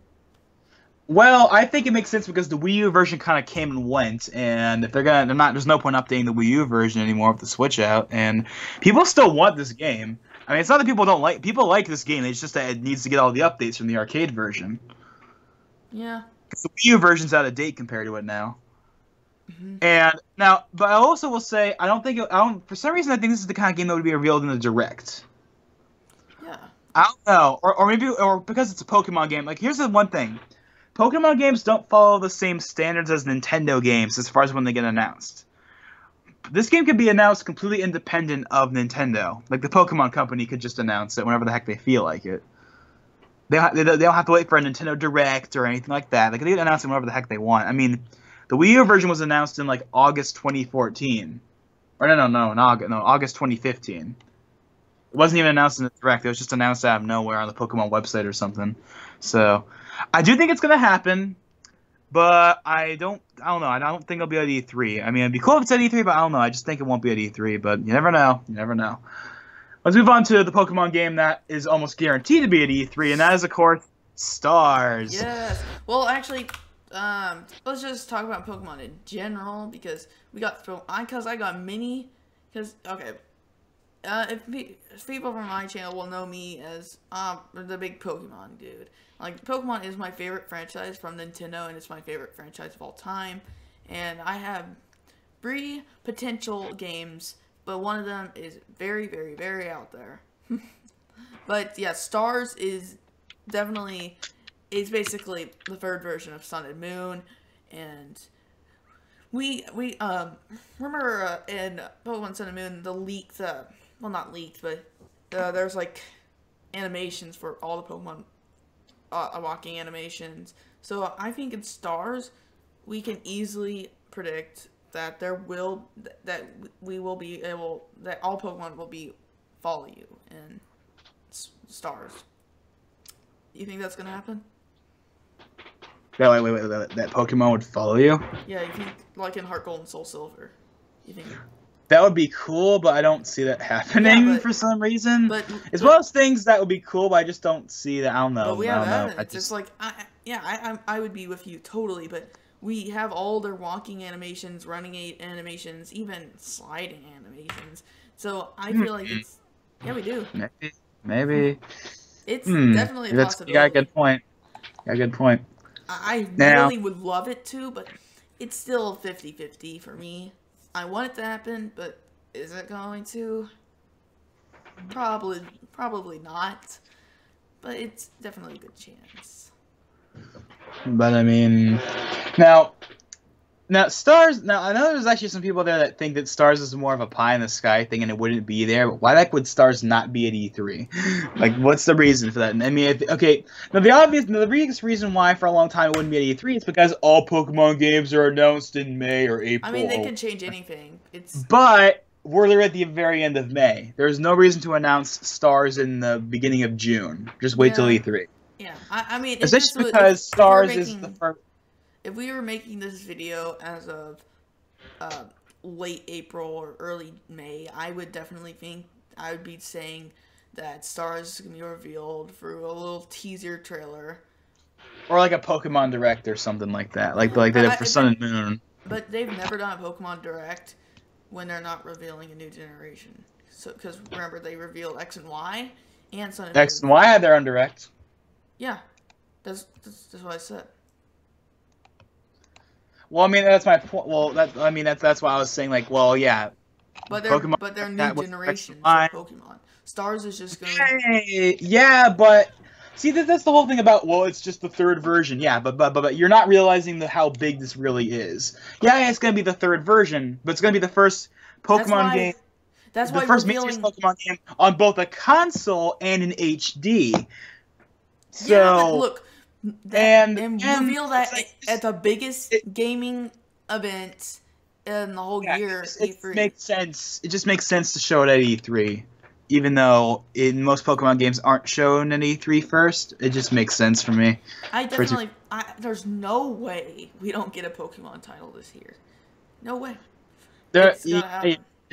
Yeah, I mean, we've known about Stars ever since Sun. Actually, we knew about Stars the day Sun and Moon came out, which is actually.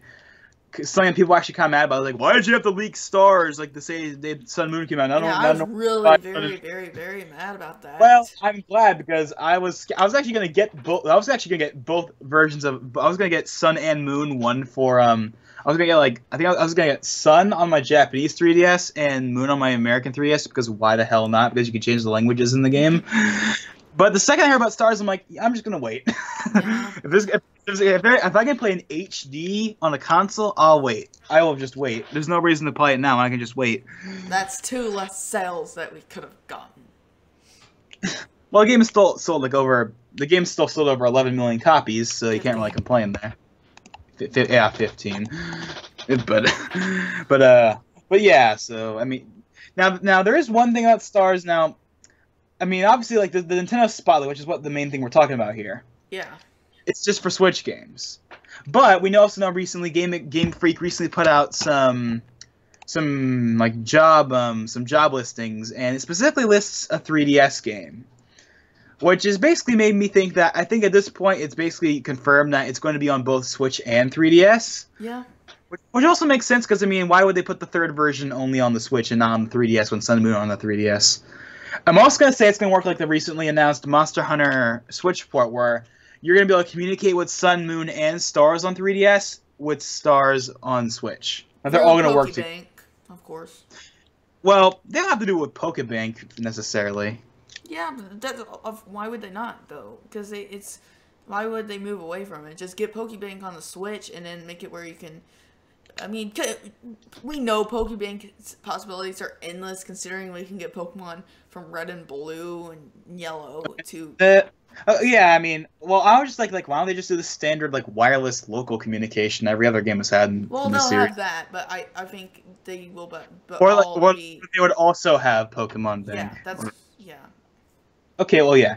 But yeah, I definitely think it's gonna be compatible with, at the very least, I think it would be compatible with at least the 3DS version of Stars, but I think there's no reason why it wouldn't be compatible with Sun and Moon as well.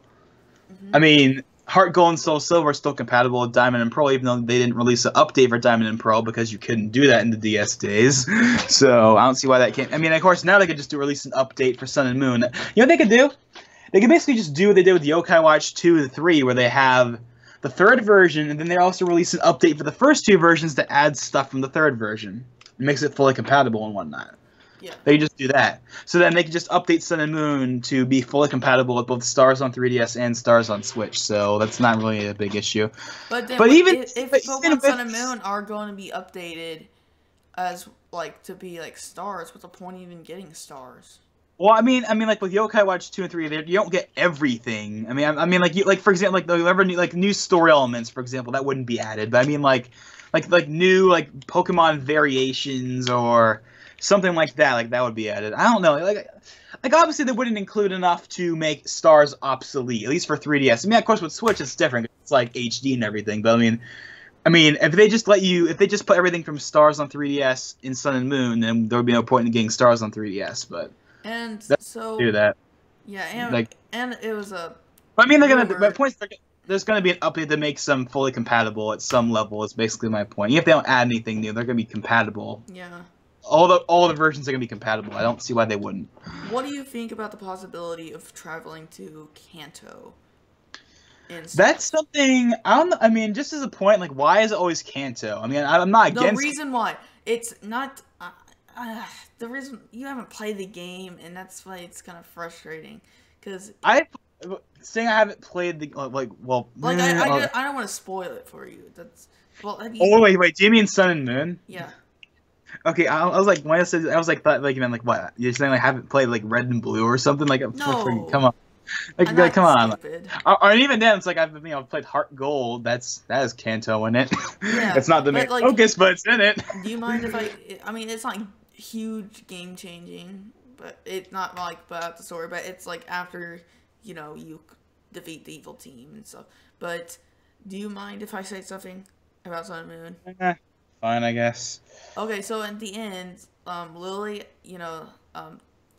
Kukui's mysterious assistant, well, she actually travels back to Kanto. Hmm. That's why Okay, I think the I did not possibility. know that. Yeah, so that's why I think the possibility of traveling to Kanto is very high in Stars, and that's where I think like we're gonna get some But for story some, elements. well, normally I would say that would make sense for a newer game, but at the same time, the next game after Stars would be Like like the to Diamond and Pearl remakes, and why oh, would the Diamond and Pearl remakes have Kanto in it? It doesn't make any sense. So, I mean, if they're okay. gonna have Speaking Kanto, of then I guess it would Diamond and make Pearl sense to remakes, have. this is what I would rather Nintendo do. Don't even release Stars and release Diamond and Pearl remakes. That's Because what happened. Obviously, just we're gonna have to wait until next year, probably. I don't want to wait till next year because Diamond and Pearl are my first Pokemon games, and they are so special to me. And if you have no idea how special this game would be to I me. mean, as you know, like Diamond was my first game, Yeah, my first main series Pokemon game, and I mean, like, yeah, that, I mean, like, yeah, I mean, it's definitely the remake I would want. I really would want to play that, but there's also one thing going against it. My brother is probably not going to play it, and that's one reason why, like, Pokemon from like back in the DS days, we would always play Pokemon together. Like, we would have like the different version. We would all play Pokemon, and like we like, and it was like a lot of fun. yeah, Now it's like he doesn't really, well, not really doesn't care, but it's like he like I even asked if there was a Diamond and Pearl remake, would you play? And he said probably not, which to me basically is a no. Now, of course, I have you, so I'm gonna have someone else that's played that where Sinnoh, like Gen 4 was their first game I can do stuff with, which is great, but it's like it's not the same without my brother, so it's kind of yeah, like I'm not like the incentive is kind of lower. I yeah. don't know. If Diamond and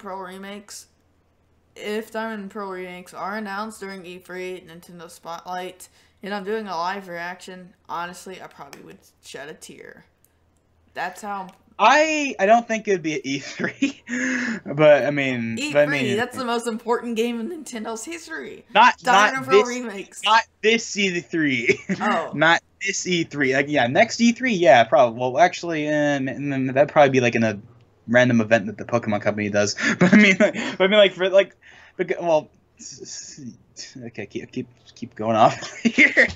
But yeah, well, I mean, like, I think what we one should thing- expect, because Black 2 and White 2, they added a lot of content that Black and White didn't have, and that was really the first sequel. And I hope Stars is a true sequel rather than just a like it takes place like I don't know, like but Black 2 and White's like 2 years after the first game, and there's like different stuff in the world. There's a different thing going on. It's not just a retelling of Sun and Moon with different things in it. yeah.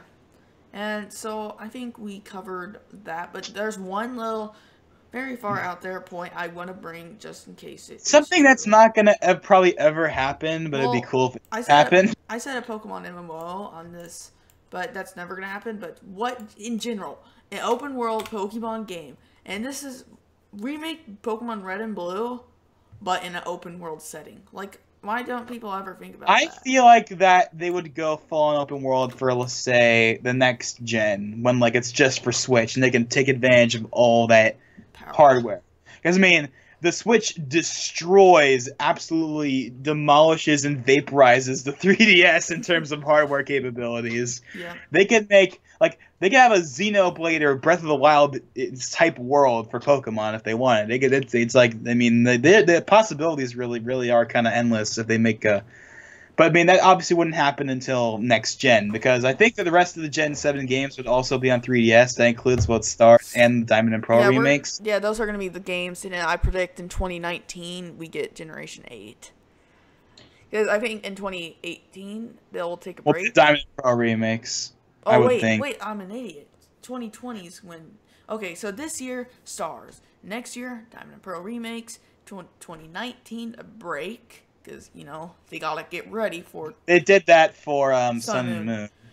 Yeah, and then in 2020, I expect... Well, I don't expect, but Generation 8 should be out by then. And, oh my gosh. And, you know, I remember you were a big fan about Pokemon Z. And 90% of people in the Pokemon community all said it was Z. And I was all sticking... I knew it was going to be a new generation, and I'm so glad I got that prediction right. I was like, come on, it has to be Z. It has to be Z, because that's what it was for, like, that's like how it's been for that was what it was for a few generations, where it's like there's the 2 new games, then there's the 2 remakes, and then there is the 3rd version. And we had that for, well, granted with the exception of 5th gen, because of Black and White 2 instead of Pokemon Gray or something like that. So it's like, but I mean, I was still, especially with the whole with the whole Pokemon Z anime thing. I was like, hey, come on, Pokemon Z has to be a thing. It has to. And it wasn't. Well, that's why in Pokemon Z, in the anime, they are telling the story of that in the anime rather than in the games. But people wanted a game, not anime. For that. Well, I'd rather have a new generation than just. Well, like Stars, I never really played X and Y, so it would have been a brand new experience for me. True. And with Stars, and that's one of the reasons why I'm more excited for Stars than, say, you are. Because I never played Sun Moon, because I deliberately skipped it because Stars was leaked. You know, that's why I honestly... Look at this. I really do think Stars is the more likely appearance, but let's look at this. So X and Y released in 2013, right? In 2014, Omega Ruby Alpha Sapphire remakes. 2017, Sun and Moon. 2018, Diamond and Pearl remakes, and no Stars at all. What do you think about that possibility? Wait, you just said 2017 Sun and Moon. 2016 Sun and Moon. You said 2017. I know. For Sun and Moon. It's like, no, that's wrong. 2016 just feels... I don't know. It's like... I remember I used to think 2016 was the only year. And now I'm like, 2017 is the only year. You know, once you get like so far into a year, it just you feel like that, like it's never been a different year. I don't know, it's kind of weird, but well, I think we covered Pokemon for E3 pretty good. So you want to move on to your favorite franchise? Oh yeah, this is the one that by far, and this is one of those games that they could do literally almost nothing to, and I would still buy it day one, $60, no questions asked. We love you, Sakurai. So yeah, like my favorite game franchise like of all time is Smash. So naturally, that's what I would want to see, and especially with the granted the leaks were proven fake, but even the leaks just kind of got me even more hyped up because. I mean, it's Smash. It's like I don't have to say more than that. It's Smash. That's all I have to really say. Even though it's like you gotta say more. It's Smash. Like you know what I mean? It's Smash. Yeah. But yeah. I mean, Smash is 100% going to be here in some form, and I think it's going to be a port of the Wii U version. That's probably gonna. That's hopefully will include all the stages from the 3DS version, which is something that should be there. Yeah. Like it's gonna be basically Smash Deluxe, but it won't be called that for obvious reasons. Mm-hmm. Also, they can't call it Smash Deluxe for a different reason. Melee is called Super Smash Bros. Deluxe in Japan. It is? I didn't even know that. So they can't even call it that simply because it wouldn't work in Japan. Yeah. So, I mean, I think it will be called Super Smash Bros. For Nintendo Switch. I think it'll be a port. With new, I think I'll have Inklings at the very least, which I'm sure I'll have more than that. But I just want Inklings. Give me Inklings. Give me a Splatoon stage. Give us all the DLC. Yes, stages, and I will be happy. Yeah. I mean, they really do not have to add that much to this because I mean, Smash 4 is basically a perfect game as it is. Yeah. Just keep adding stuff to it. Add new stages, new characters. New modes, maybe. Remember what? Okay, I keep saying remember because I keep thinking about talking to people like Dylan that actually were around for this. But back in mid 2015, Sakurai said they were working on new modes for Smash 4. Really? That never happened. Oh, then that's gonna mean Switch. Well, and note that was after they announced tournament modes. So that doesn't count. So I was thinking like, oh, could they do like a single player? Could they do break the targets? Could they do this, and that? That never materialized. He never. So maybe they're saving it for the Switch port. Hopefully. Never know. I mean, even those screenshots, that leak was fake. It looks so good. Like the Paper Mario 3DS stage that's like designed around Color Splash now. Like it looks really good. Yeah, that stage did look really good. Looks pretty good. Smash Run, which is one of my favorite modes from the 3DS version, like that. I really like Smash Run, but it has one crippling flaw: you can't play it online. So basically, once Dylan left my school, I basically never played it again because I didn't have anyone to play with, and I couldn't play with him because he couldn't play it online. Yeah, they need to make it online. But I'm sure it would be online on the Switch. Yeah. And even though the leak is fake, the way they did it was pretty good. I mean, they had 4-player split screen. Now, here's the one problem with 4-player split screen. If Mario Kart and ARMS, mostly Splatoon, as we talked about earlier, can do 4-player split screen, but they're capped at 30 frames a second, there is no way that Sakurai's going to let Smash run at 30 frames a second. You would not let that happen. And Smash is a game you absolutely cannot run at lower than 60 frames a second. It has to be 60 FPS locked 100% of the time. Mm-hmm. It just doesn't work if it's lower than that. So I think they would either lower the resolution, or probably actually they might not even be a big deal because I mean, if you really think about it, if they can do 8 players just fine, then I don't see why they can't do 4 players split screen. Mm-hmm. Granted, it's split screen, not just all on one screen, but I mean, I don't know. Maybe it can be done, but I mean, either way, Smash. I mean, I just like Smash Run, Inklings, a Splatoon stage, and I mean, what is low on ones? You can't really improve the graphics. Yeah. I mean, it was already 1080p 60 on Wii U, so you can't really improve the visuals unless they release a 4K dock in the future or something. Which I don't see happening, honestly. It's possible, but really unlikely. I mean, it would probably be a 4K upscaling, so you could like hook it up to a 4K TV and you could display it at 4K, so you could watch like Netflix and stuff like that in 4K. But I mean, back to Smash. But yeah, I mean, with Smash 4 or Smash Wii U, I guess.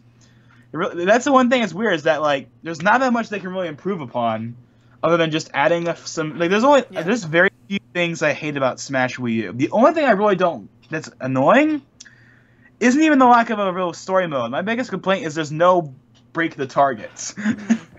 Well, because Umbrella is my favorite Smash game because I don't know what the heck is the thing called. You always say it right, but the Subspace Emissary. Subspace Emissary, right? Yes. So yeah, I always just call it the story mode, but yeah, the Subspace Emissary is so freaking good, and I love both of it. I don't know why there's a lot of people that hate it, but I freaking love the Subspace Emissary. Yeah. And I mean, it's very unlikely, but if they have a new, like, obviously it's not going to be the Subspace Emissary again, but a new story mode in the Switch version, that would be super, super good.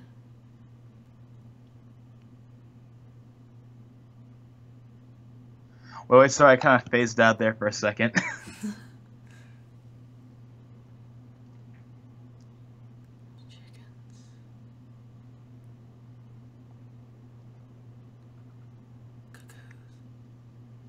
Okay, wow. Okay, I'm. Okay, wait, what the heck? Wait, what were we doing again? Oh yeah, Smash. So his emissary. So, but yeah, but basically it's weird. Like basically all they have to do is just at the because here's the thing. I think Smash would be at the end. I'm gonna say I think it would be at the end because it's always been at the end. It's always like it's always the one last thing, right? Yeah. It's always been the we have one more thing to show you today, or like. I sense a new it's always been the last thing. It's always been the last thing, and I like it that way. I do too as well. Now here's one thing actually we haven't talked about at all that I actually haven't thought about. They probably won't do it because it's like the last Direct, well not the last one, but like the one before, like the April one, introduced a new format for the Direct. One that could potentially be a really bad idea, and that's the idea of having showing you what is going to be in the Direct while the Direct is going. Like there's like a giant list and it scrolls down. Please do not do that for this Direct or this event. Please don't do that. Well, I want this to be a surprise. I know it's going to be. I don't want that to happen. It says something extremely vague, so it doesn't. It's not going to say, "All right, get ready to smash" or something. I mean, it would probably just be a question mark, or they wouldn't have it at all. I mean, like Splatoon 2 wasn't in that thing, and they still talked about that. I'm pretty sure the headline thing is just for the quick fire things, by the way. Yeah. I like the indie games or the three, like that was. I mean, so I don't think that's going to be the case. I mean, for this, they're definitely not going to do that. It's going to be like the digital event or like something like that. It's not going to be like the April Direct at all. But I'm just like pointing that out because it's like that would suck if they like put that there. It's like you just ruined everything by putting a new challenger is approaching or something like that at the very end of the list. And we all know it's gonna be there, but don't tell us. Yeah. Like it's like we need Etika's reaction. Yeah, it's like don't. Yeah, it's like come on. I mean, yeah, I definitely think that Smash is going to be the last thing, even though it's a port. It's going to be the last thing. Smash has always been the last thing. It's the thing that is also the most hyped thing they ever show. Yep. Like it's always the thing that gets people hyped the most, without a single shred of doubt. It's Nintendo's most hyped franchise. Mm-hmm. It's single-handedly begun the hype train thing. That whole term that began with Smash. Yeah. It's going to be there, and I think it's going to be at the very end. Now, here's one thing I actually am curious. Will they have the Switch thing before it starts? Like, you know how it does the Switch click thing before a trailer starts for a Switch game? Or they have the ball. Will they do that, or they just have the Smash Slash like they do with every other trailer for Smash? Yeah. That's something I'm actually curious about. I feel like they're just gonna. For some reason I feel like they're just gonna not do the Smash. Wait. This is something I don't like about Smash. Is like don't do the Smash Slash because.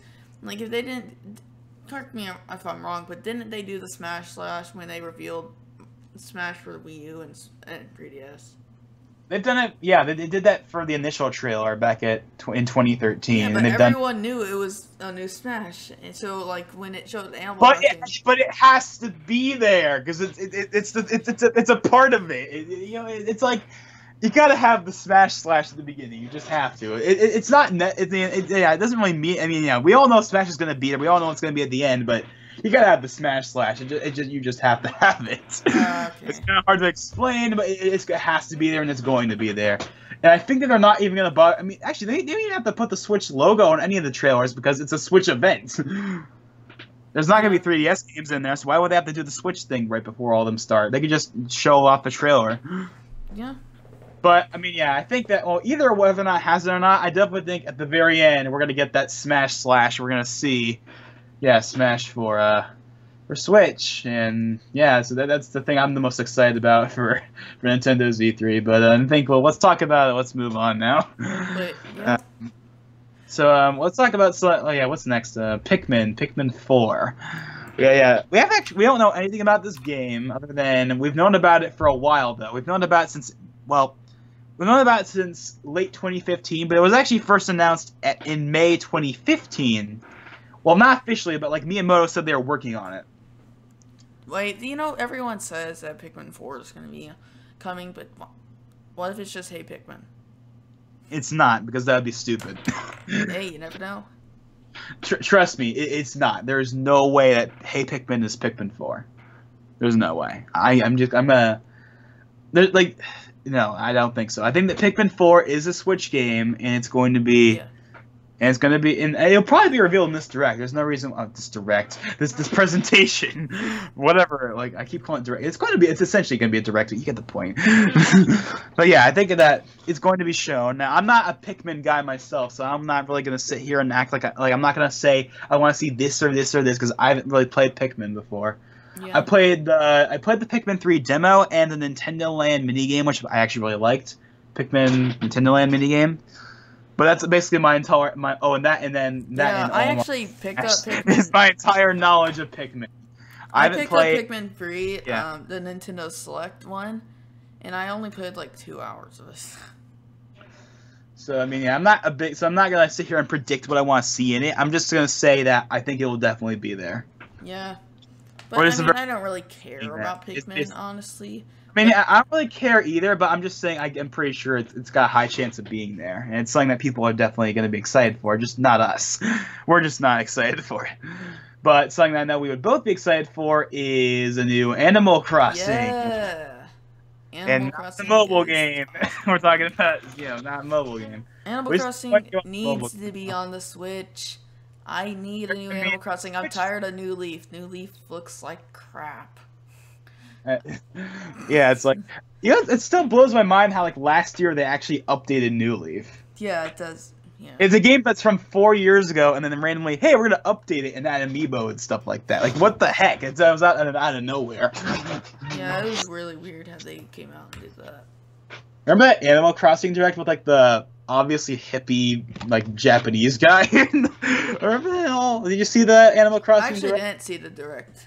So I mean, I only watched it because I was thinking, well, maybe if we're really lucky, we'll get to see you know what. But nope, it was just the 3DS game, the 3DS update. Wait, was the Switch revealed? The Animal Crossing event was after the Switch reveal. Okay. So. But I mean, we didn't know anything about the Switch games. But. Wait, just a second. What? Wait, just a second.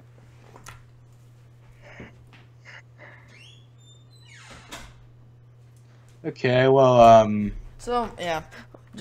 My brother just left that door open for the past 2 hours, and it's annoying me. Well, anyways, now, I'll say right now, I think that Pikmin has a higher chance of showing up than Animal Crossing because we already know there's a new Pikmin game in development, whereas we don't know if Animal Crossing has a new game or not. Well I mean, I don't... not a console game, at least. I don't think Animal Crossing releases this year. I don't think it'll be this year either. I think it'll come out in 2018, but there's a good chance they'll show it off, or at least they'll talk about it in some form. Animal Crossing is a game that's made for the Switch. I mean, one of the reasons why, I know a lot of people, I know the developers behind Animal Crossing really liked the 3DS because of how, you could take it anywhere and whatnot, all that social functionality. Mm-hmm. Well, the Switch can do that, but in HD and on the console. So yes. you got literally everything right there. You got a full HD Animal Crossing you can play on the go. There's you got everything right there. The developers are happy and the fans are happy. It's like a win-win situation there. I know. It's right? I need Animal Crossing. I mean, I haven't played an Animal Crossing game since the first one on the GameCube. That's the only one I've ever played. But I really like it, and I mean, if there's one on Switch, then I'll definitely get it. Yeah. But I definitely think it's on the lower end of reveals. I don't know. I just feel like it'll be on the lower end.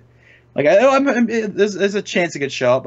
I think Animal Crossing is the kind of game that would show up in the Treehouse event. I don't know why. I just feel like it would be there. I don't know why. I just feel like it would be there, not the actual main event.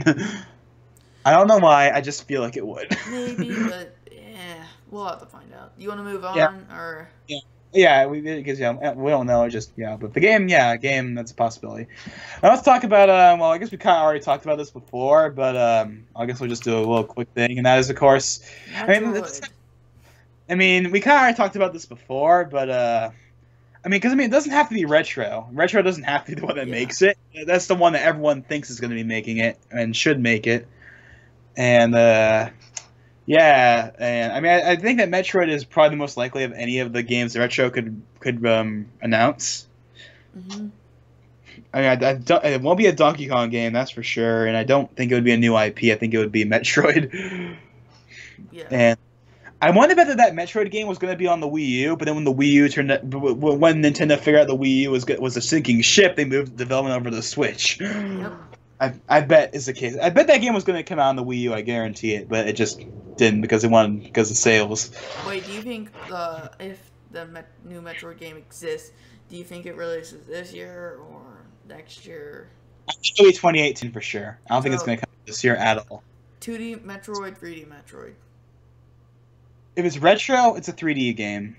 It'll be like Metroid Prime 4 or something like that. Yeah. If it's any other developer, it's probably a 2D game. Oh, okay. If it's a 2D game, I think 2017 is more likely. But if it's a 3D game and it's made by Retro, 2018 for sure. Okay. And now let's talk about a franchise that I think is not going to be here in any form, and that's F-Zero. Yes.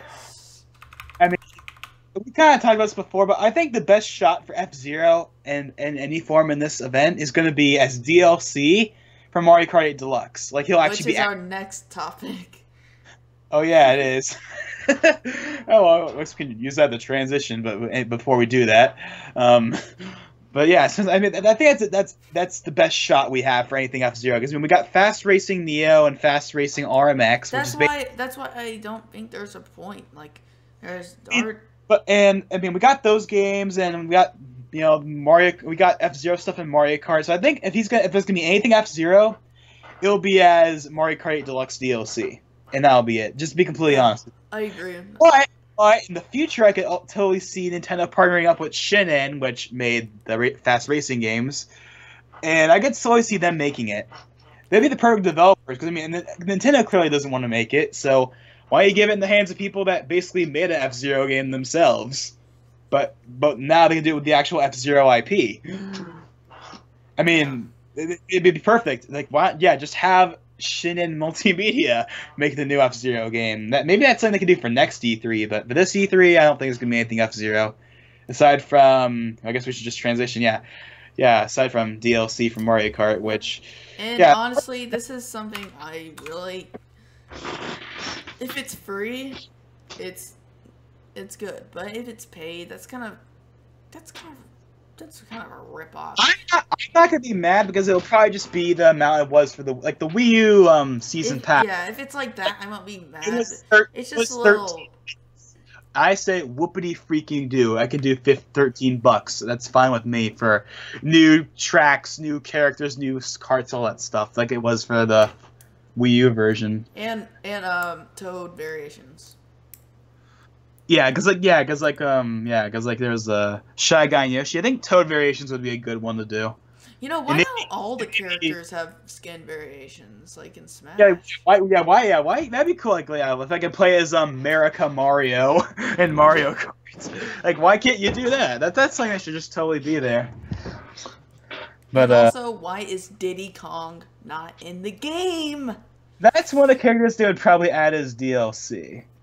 Again, and as potential DLC. I mean, there's not that many characters they would need to really be. Funky Kong and Diddy Kong are the only ones I can really think off the top of my head that people would really want back. Which at that point just make it a full-on Donkey Kong themed pack. But then that would be kind of annoying because honestly, I'd what I would want the most? Give me a Kirby pack that has Kirby and a Warp Star cart, which like the one that was in that recently, like that mod that one guy did recently. Have that, but has official DLC. Yeah. and like have a Kirby themed stage where like you go around Dreamland or whatever. Like do something like that. Like come on, like that should be a thing. Especially because I think I probably point this out every time I bring up this thing in any form whatsoever. But think back to the Rosalina Reveal trailer and how Kirby was riding on Rainbow Road, and that was like such a tease. Like, come on, Yeah. why isn't that an actual thing? And especially because Mario Kart is basically Nintendo Kart at this point. I mean, we got Link, we got the villagers, we got Inklings. I mean, throw in Kirby and Captain Falcon. I mean, it's like Yeah. that's basically Nintendo Kart. Yeah. It's kind of like we're getting to the point where honestly I think like whenever there's another I don't think there's gonna be for stars I don't think there's gonna be another Mario Kart game on Switch, and they're just gonna keep updating this game. Yeah, I agree. And if there's a new game, it won't be Mario Kart 9, it'll be Nintendo Kart or whatever the heck they want to call it. They're gonna call it Mario Kart 9 no matter what, only because of the word Marketing Mario. reasons. Marketing reasons is the reason. You know what they could do? Well, I mean, actually, now I think about it, they probably would call it that, but it would be basically a Nintendo Kart. Like it would have like all the box art. You would see like Link and Villager and the Inkling, like all the other characters and all the new ones. They would probably have, they would probably have all that stuff in there. Pikachu. Or you know what they could do? They could do the Sonic and All Stars thing, where they do like a Sonic and All Stars racing, like Mario Kart and Nintendo All Stars, something like that doesn't sound right. Yeah, I think they would just call it Mario. I think either it would be called Nintendo something, Nintendo Kart something, or it would just be Mario Kart 9, but it would obviously be Nintendo Kart. Yeah. But yeah, either way, back to what we were saying before. But yeah, DLC now. Actually, I think Smash Switch, that will definitely get DLC. There has to be DLC for that. That's going to totally happen. But Mario Kart, I'm kind of on the fence about because I don't know. I just don't know. I mean, there's a good chance that there might be DLC, but it's not something I'm 100% think is going to be there. Yeah, I don't know why. I don't know. I just feel like that this is kind of it for now for Mario Kart for some reason. But I'd like to see DLC, and there's still a good chance it could happen. I just don't think it's not as likely as say Smash. Like Smash is going to get DLC, but Mario Kart's definitely more on the unlikely side. Yeah, I don't really see it happening, to be honest. But you never know. Exactly. You never know. Maybe it doesn't have to be at E3. It could be like in some Nintendo Direct later this year. You never know. You never know. But yeah. So it's kind of all I have to really say for Mario Kart. And let's move on to the thing that is probably not going to be in this event pretty much whatsoever. That is third-party games. Now let's go on and start by all the games we're not going to be getting. There's only one game I think we might get, and that's only because it's rumored, and that is COD World War II, because it's been rumored for a while, and that Beanox is port. Now, that'd be cool, but at the same time, I kind of don't want it to happen, and it's really weird that I don't want it to happen in a way. I only want it to not happen because I don't want to see everyone complain about it. I mean, the Call of Duty fan base would complain hell about that version existing. Like, yeah, like no one's gonna play on that crappy kiddie console or something like that. Like, it's like I don't want to hear it. I don't want to hear all that garbage that the COD community is about it. And like, it's like I just don't know. But I mean, if it gets announced, I don't think it'll be like for stars. If it does happen, it's not gonna be at Nintendo's event whatsoever. I'm just gonna say that straight up. It'll be something that like Division announces on like their Twitter account or something. Rocket League and that would be a good. Rocket League is something that I think has a very good chance of happening. It's not technically demanding, and it's something that I think Nintendo fans would definitely buy. I mean, I would totally buy it. Yeah. I mean, like games like that, we're not gonna be like, okay, at this point, people need to accept that we're not gonna be getting the big AAA Western third-party titles. It's not happening. It's never gonna happen. And we're not gonna be getting. Why do people care about that? No one buys Assassin's Creed. We're not gonna get Well, not Battle. We're not gonna get dang. What else is coming out? Dang it. I don't remember. We're not gonna get Destiny 2. We're probably not gonna get COD World War II. We're not gonna get We're not gonna get. I really do not know that much what's coming out for. What's coming out for? Yeah. I don't know either. Dang, I really I don't know. All I can think of is Assassin's Creed Origins or whatever that game is called. The one that was leaked. I can't honestly think. Yeah. I don't know what's happening for Far EA. Cry? Is there a new Far Cry game coming? Oh yeah, Far Cry 5. We're not gonna be getting that. We're not gonna get of course we're not gonna be getting all those games. And honestly, I'm not even sure what the big deal is. Yeah. Because like, who buys Nintendo systems to play third-party games? Exactly. You buy to play Nintendo games first and foremost. If you don't care about Nintendo games, don't buy a Switch. That seems like the most obvious thing ever, but seriously, do not buy a Switch. Don't even touch one if you don't care about the games. Because you're not going to like the Switch. You're going to complain about it because it doesn't have any games you like. And it's like, that's not what the system is for. Yeah. It's kind of like me with the Xbox One, where it's like, the Xbox One doesn't have any Japanese games. And it's like, yeah, you don't buy an Xbox One to play Final Fantasy or Kingdom Hearts. Like, come on. But like back when I got it, I didn't care about those games, and now I do, and that's why I'm pissed about the Xbox One. I actually don't mind that much that it doesn't have that many exclusives. I mind that it doesn't have any Japanese games, because that's what I want to play. I want to play a bunch of Japanese games. Persona 5 in particular, I really want to play that, but that's never going to come to the Xbox One. I got a PS4 and I don't even have it. I mean, like, yeah, I want to play games like, Persona 5 or Neo or Gravity Rush 2. Or, like, I want to play games like that. They're never going to be on... Well, granted, Gravity Rush 2 is never going to come to Xbox One for obvious reasons. It's a Sony game. But, like, Persona 5, like, games like that are never going to come to the Xbox One. And that's why I'm mad about that. That's my biggest problem with the Xbox One. It doesn't have any of those games. But obviously, I'm kind of being hypocritical by complaining about that and yet defending how Nintendo doesn't need third-party support because that's not what you buy the system for. But, I don't know, it's like, I want Japanese games, dang it. Yep. That's why I got... I'm sure once I get a PS4 Pro, the Xbox One's going to be a lot better for me because I'm not going to be mad that it doesn't have the games I want. Because I'm going to have a system that can play those games, so I'm going to enjoy the Xbox One more as a result. But, okay, we're kind of getting sidetracked. But bottom line is, I don't expect any... Outside of the Rabbids game, which is technically a Ubisoft game, you gotta remember it's a Ubisoft game. Yep. Outside of the Rabbids Mario crossover, we're not gonna see like any third party. Actually, no. There's one game we might see, and that's a new game from Platinum. We might see a game from Platinum, like whether it's Bayonetta 3 or the Wonderful 102 or whatever the heck it is. That is the only thing I would really expect from a third party. But at this point, Platinum is almost like a second party Nintendo developer. Yeah. So it's almost.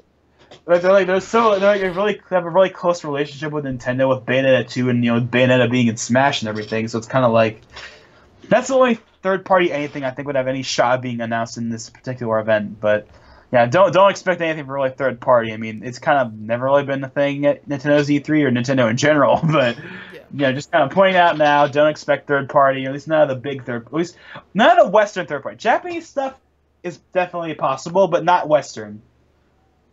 Mm-hmm. Like we're getting Dragon Quest. We're gonna be more likely getting the Final Fantasy VII remake. We're gonna get maybe even Kingdom Hearts 3, but we're not gonna be getting Far Cry 5 or Assassin's Creed Origins or anything like that. It's not happening. Yeah. And I'm fine with that because that's not what I bought a Nintendo console for. But I'm just pointing it out now for those of you who are still clinging to the fantasy that the Switch is gonna get all those third-party games. That's not what the system is for. Get over it. Frankly. So, I think we should move on to the next topic. Which one? I don't really... There's not really much to speak of it. But Amiibo. I mean, normally I would say, oh, they're gonna show up. They're finally gonna show up the cloud and stuff, but like that. But I mean... It's already shown them. But we got that from the last Direct. Which, by the way, those Amiibo are coming out after E3, so Smash Switch will probably be announced before those Amiibo are even out. But, I think obviously Nintendo's going to continue releasing Amiibos for Super Mario Odyssey and the new Smash game. Oh yeah, for Smash, of course they're gonna whenever there's they're probably will they make a new Inkling Amiibo? I mean, I wonder. Maybe. Because I mean, they might. but it's not like because it's like, well, we already have the Inkling amiibo from Splatoon 1, the color variation from Splatoon 1, and now we have the Splatoon 2 one. So why do we have to have another one? I have no idea. I mean, they probably would do it because they've done that for every other Smash fighter, but it's just like a weird, like there's like a billion variations of Mario and Link. So if there's a billion variations of them, you might as well do it for Inkling. I'm just kind of a weird thing, but yeah, I mean, normally I would have said ARMS amiibo, but that's something that I think they would have announced in the ARMS Direct, and that didn't happen. So I don't think there's any ARMS amiibo whatsoever. It's kind of unfortunate, honestly. In fact, ARMS doesn't have any amiibo support whatsoever. I never actually thought of that, but it doesn't have any amiibo support at all. So unless it comes in update later on, we're not going to get any ARMS amiibo, which basically means we're not going to really get any amiibo. Yeah. Unless the only way I can see it happening is if Smash Switch is not at the very end, and they show it off, and they're like, "Oh yeah, and we're gonna be bringing these new characters we just revealed as amiibo," and they just like show off the amiibo then. I highly doubt that, though. Yeah, that's not happening, but that's the only way I could see that happening. But it's not gonna happen. But yeah, there's not gonna be much for amiibo. At least I don't think there will be. So yeah. What about? Let's talk. This topic is one of the most important ones, at least for me. Something that should have been announced in the April Direct and wasn't, and I don't know why. No, I completely disagree with that. It shouldn't have been, because the Virtual Console is very, very important. So yeah, I mean, yeah. So yeah, we're talking about the Virtual Console in case you haven't figured that out yet. We didn't even properly announce it. Yeah, we didn't even transition, but I mean, okay, now here's the thing I was actually thinking. I was thinking, show off NES and SNES stuff for the April Direct, and then reveal the GameCube stuff for E3, because that's an E3 announcement, but then right there. People would be worried that there wouldn't be any GameCube, so why don't they just say... But it's been rumored for so long that it's going to be a thing. Yeah, this is what I think they do. They say, okay, so here's some selection of some Virtual Console games that we're going to be getting next week, and then stay tuned for some GameCube Virtual Console games. Or maybe they come out and say, here's Super Mario Sunshine and Mario Kart Double Dash and Luigi's Mansion. Without a doubt, I can tell you this. They're going to show off the GameCube stuff because that's the thing that everyone wants the most. I 100% agree with that, but I don't think it's going to be coming like a week after it's revealed. I think that the NES and SNES stuff will come first, but they're definitely going to show off the GameCube stuff. It has to be there.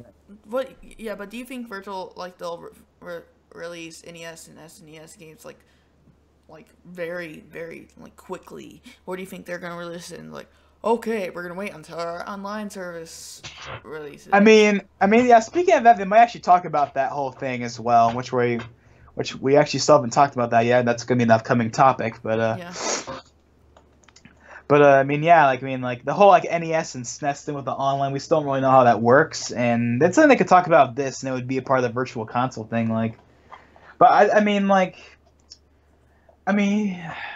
I honestly don't even care when it comes out. I just want to see it already. And most importantly, how is the upgrade program going to work? Because we would all love it if you could just upgrade for free, but we all know it's not going to happen. So they're probably going to have a $1 upgrade thing, which I'm fine with. I don't mind paying $1 to get Ocarina of Time or Super Mario 64 again. It's kind of, but at least it's only $1. What's the big deal? It's $1. I'm not paying the full price, although it should be just free because you already have it. But Nintendo, one step ahead, two steps back. So it's kind of but Virtual Console though, and GameCube in specific, and I think that they were gonna definitely have stuff like Mario Sunshine. And with that, and definitely Melee. They have to have Melee there. If they don't, then that's unless they somehow magically announce Melee HD, Melee is going to be in the Virtual Console. It's going to be one of the first ones. There's no way we get Melee HD. I'm just saying. Yeah, at this point, I think it's just going to be GameCube Virtual Console. But yeah. So Yeah, Virtual Console, it's got to be there, and it's gonna definitely show off the GameCube stuff. And it's gonna have all the popular games like Sunshine, Double Dash, and Melee, and stuff like that. So, yeah.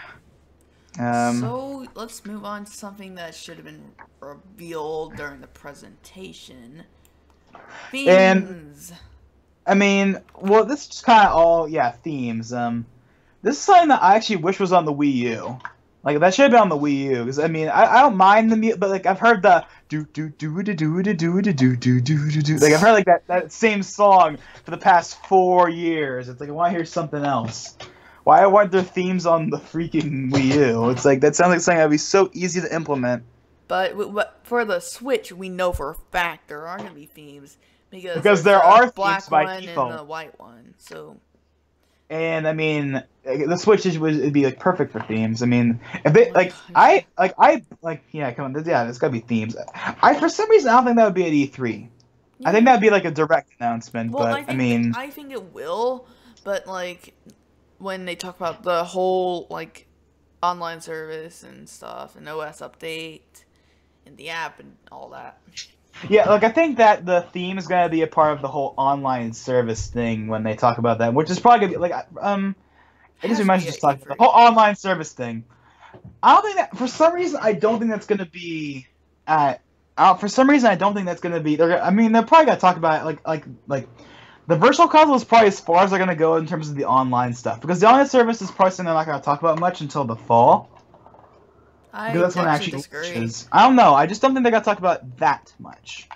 I'm not saying they're not gonna talk about it at all. I'm just saying I don't think they're gonna talk about it that much. We have to know at this point. It's been. I think you know what. One thing I think I do know they're gonna talk about price. What's the price? Now we kind of already know the price, but like they got like an official U.S. price. We know it's gonna be like $15 to $20 or something like that a year, which is much less than Xbox or PlayStation. So. That's good, but you know, like we don't know like the official price yet, or like how like the plans are gonna work or anything like that. But it's like I don't know. I just don't think they're gonna talk about the online stuff that much. I did because it's not the big thing. Like that's something I think they would save for a direct or something like that. I don't know why. I just feel like they would. Yeah. But Really like so we know one thing that surprising. Honestly, people say that the UI for the Switch is good and all, but honestly, I do like it, by the way, but I don't like the game layout of where... I mean, it's just like one long string of boxes. I mean, the Wii U the Wii U and the 3DS let you, like, customize, like, how that, like, that. It wasn't just one long string. You could have, like, a bunch of different, like, you got folders and stuff like that. Like, there's a bunch of stuff the Switch really is missing in terms of the UI. Yeah. But that's why I think they'll have an update to it, or when they add themes and stuff, they'll have a big update for that. Yeah, I'm sure that's when that'll come. Now I'm thinking, okay, what about the app? Because that's kind of the main thing. Like, the online service all kind of ties into the app, and how's that really, like, are you gonna be? Do you have to use the app? Can you still like use voice chat via the console? Do you have to use the app? Like that whole thing is like a complete mess. Now, first things first, in my opinion, and you kind of agree with me. I could care less about the voice chat thing, because one, okay, like for example, for Splatoon 2, for example, would you really want to be able to hear all the Japanese people? Because like, everyone would be Japanese, so you wouldn't like what would there. So it's like, I mean, just in, like in general, like why, like no one really uses public voice chat anymore, unless they want to troll. I mean, even unless you're like want to troll, or you're trying to do one of those like trolling videos, no one really does that anymore. They just use party chat or Skype or Discord. There's not really any reason to have public voice chat, because it's too toxic. Everyone's just kind of shifted away from it. Yeah. And that's why like, even never mind the public voice chat thing, but just like the whole thing that you are gonna have to use you have to use the app and you can't use it on the console or whatever. I don't care, because at that point I'll just use Skype or Discord, which is what I use now. I don't even, like, even when I'm playing on Xbox, I don't even use Xbox party chat anymore. I just use Skype and Discord. So it's like, even if the option was there, I probably wouldn't use it, because I could just use a better option. Yep. That's more universal. That's not limited to one. Like, yeah, like it doesn't, like, I don't get what the big deal is. I really don't get it. It's more of it's 2017. It should just be there. But if no one's gonna use it, then why does it matter? I have no idea. I mean, the Maybe, party. oh wait, you know how the Switch doesn't have the activity log that the 3DS and the Wii U had? Maybe the online app has that features. Like, Well, I mean, the parental controls app, I think, it has the activity log thing in it. it does? Maybe I'll get that parental controls just so I can see. Yeah, I think the parental controls stuff is like all in, or like at least a good chunk of it is in. I actually should activate that. I haven't activated that app at all. So if I put the parental controls on my Switch, will it make me where I can't do crap on it? No, like obviously you can like pick what features to restrict. You can just make it so nothing is restricted. Okay, then I'll do that. But yeah, I mean, like the online stuff, basically just in general, the app, everything, even like the Switch, like all those, like everything. I don't think we're gonna. I think we might see some of it, but I don't think we're gonna see much because that's not gonna be the focus of E3. The focus of E3 is games, games, and games, not the UI improvements or anything like that. So yep. we'll probably see something, but don't expect really that much. Yeah. For online stuff. So yeah. We're getting towards the end of our thing here. Like, oh my god, how long? Okay, so next up is something that something that I want to see, and that is a new Kirby game.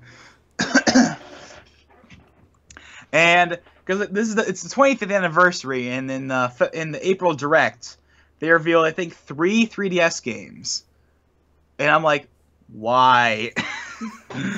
Why isn't one of those a Switch game? No one's gonna want to play Kirby on the 3DS anymore. Exactly. There was only one Kirby game on Wii U, and it was a spin-off. We didn't even get a main series Kirby game on Wii U, so there better be one Switch for the 25th anniversary. Like, come on! Like, I haven't played a Kirby game since like Epic Yarn, but still, it's like I want a new Kirby game. Well, we haven't had one so long. I've never played a Kirby game, but if one on the Switch can be good, I'd be interested. I mean, as far as like, will it be there? Maybe. Yeah. I mean, the Rainbow Curse was announced kind of out of nowhere, so you never know. But I'm not gonna say it's definitely not a guarantee, but something I think definitely has a chance of being there. Then that's basically all I have to say on that because we don't really know other than there should be a new Kirby game. Yeah. But yeah. So as far like new IPs, I don't think we're gonna get any new IPs because ARMS was their new IP. Yeah, so like, I don't think there's gonna be a new one, at least not for this E3. Maybe next E3, but not this E3. I think that ARMS is like gonna be the new IP for Switch for now. Yeah, I agree. Now we're not gonna get anything else. And that brings us to the next topic. Do you think we see legs? Legs? Yeah, like they're gonna announce legs 2 days before the prequel comes out. Oh. I want legs though. Oh my god. In your door. Okay, yeah. Now this is like one of those like dream announcements that won't happen. At least not. Well, I think it's realistic, but it's not gonna. I don't think it'll happen. Yeah, and that is Thousand Year Door HD. And the reason this is even a thought is because some of you, if you watched Game Explain, might remember last year Andre talked to the person that was making Color Splash. And he said, would you consider doing remakes of past Paper Mario games, specifically the Thousand Year Door? Her response, if the fans want it, we'll make it. Now, of course, Nintendo doesn't have the best track record with listening to their fans, but sometimes they do, sometimes they don't. So I think it's a possibility, but it's like I don't think it's going to be here at all. I don't like it's something that would be like for next D3. Yeah, but like I agree. But if it happened, that would be awesome if it happened. Although to be honest, I think that the first game needs a remake more than the Thousand Year Door. The first game, like the original N64 game, that game needs a remake more than Thousand Year Door. But any Paper Mario announcement would be cool, but that's not gonna happen. Color Splash just came out, so it's too recent. But yeah. Next year though. Yeah, you never know. Something that could happen though. And the one I don't think is gonna happen is a Mario Maker port, simply because. How would that work? yeah, how would it work? Because it works perfectly for the Wii U because we got the gamepad. And they're not gonna make you. They're not gonna make you where you have to take out the Switch to make your levels. Yeah, I mean, like then Reggie would be going against his word. The whole, why would you, like making a level creator with a controller is so hard and annoying to use, but on the Wii U gamepad, it's nice and intuitive. And they would have to go completely backwards for the Switch version, which is why I don't think it's gonna happen. Now, there's one thing they could do. You remember the not Uplay, like the U Draw tablet? Do you remember that at all? I have no idea. It was something that existed in the 360, PS3, and Wii generation, where it was like a separate tablet you could use for like certain games, and Nintendo could just release their own special accessory just for Mario Maker, but I think that'd be kind of a waste. Well, they would have to keep it bundled with the game because if you buy the game, you can't play the game without it, or well, I'm sure they would allow you to play the game with just a standard controller, but they'd be like, but you really want to buy our accessories so it works better. Yeah, that's simply why I don't think it happens. I mean, obviously for handheld mode it would be fine, but for console mode, that's the real struggle here. Yeah. It's kind of preventing Mario Maker. I mean, I'd love to see Mario Maker or like a Zelda Maker or any kind of new Maker game, but without the Wii U game or without any touchscreen easily accessible, it's kind of hard for it to really work. Yeah, so I think we covered it all. Yeah, I think that's basically everything. So yeah, those were pretty good predictions, I'd say. We went pretty far in depth. About 2 hours in. Longer than that, I think 2 hours and a half or something. But, ooh, that beats my record with Ender, I think. Really? I think it does. So yeah, new record. But you're a day behind, bro. But yeah, so so I mean that was a really long video. If you made it to the end of the video, then congratulations. Yeah. I bet most of you wouldn't make it this far, so thanks for watching. And so yeah, I mean just overall, like in general, yeah, I mean I'm obviously extremely excited for Nintendo's E3. And it sucks because I'm not going to be able to stream it. Oh. It's only when I'm not going to be able to stream because I have a final on that day. And obviously you can't skip a final.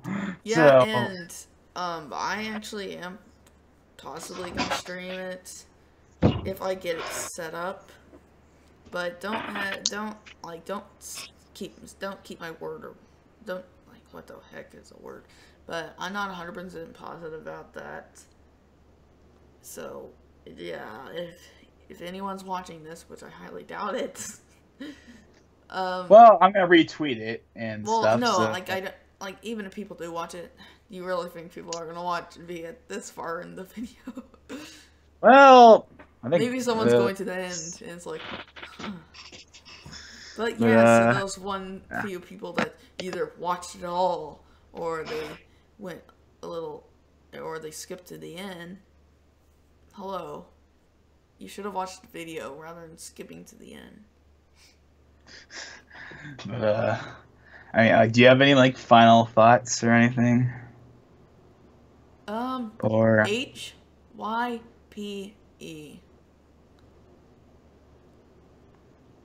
And with that, I'm SacredFroakie.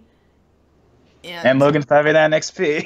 Yes, I was gonna say, like, and this was, yeah, you just, but yeah, and yeah, I hope you enjoyed our prediction video, and I would like to say thank you, Logan589XP, for joining me in this video. It would definitely not be over 2 hours if you weren't on here. Yeah. So yeah, it definitely wouldn't. So yeah, thank you for joining me, and well, my name has been SacredFroakie, and I'm signing off. Peace.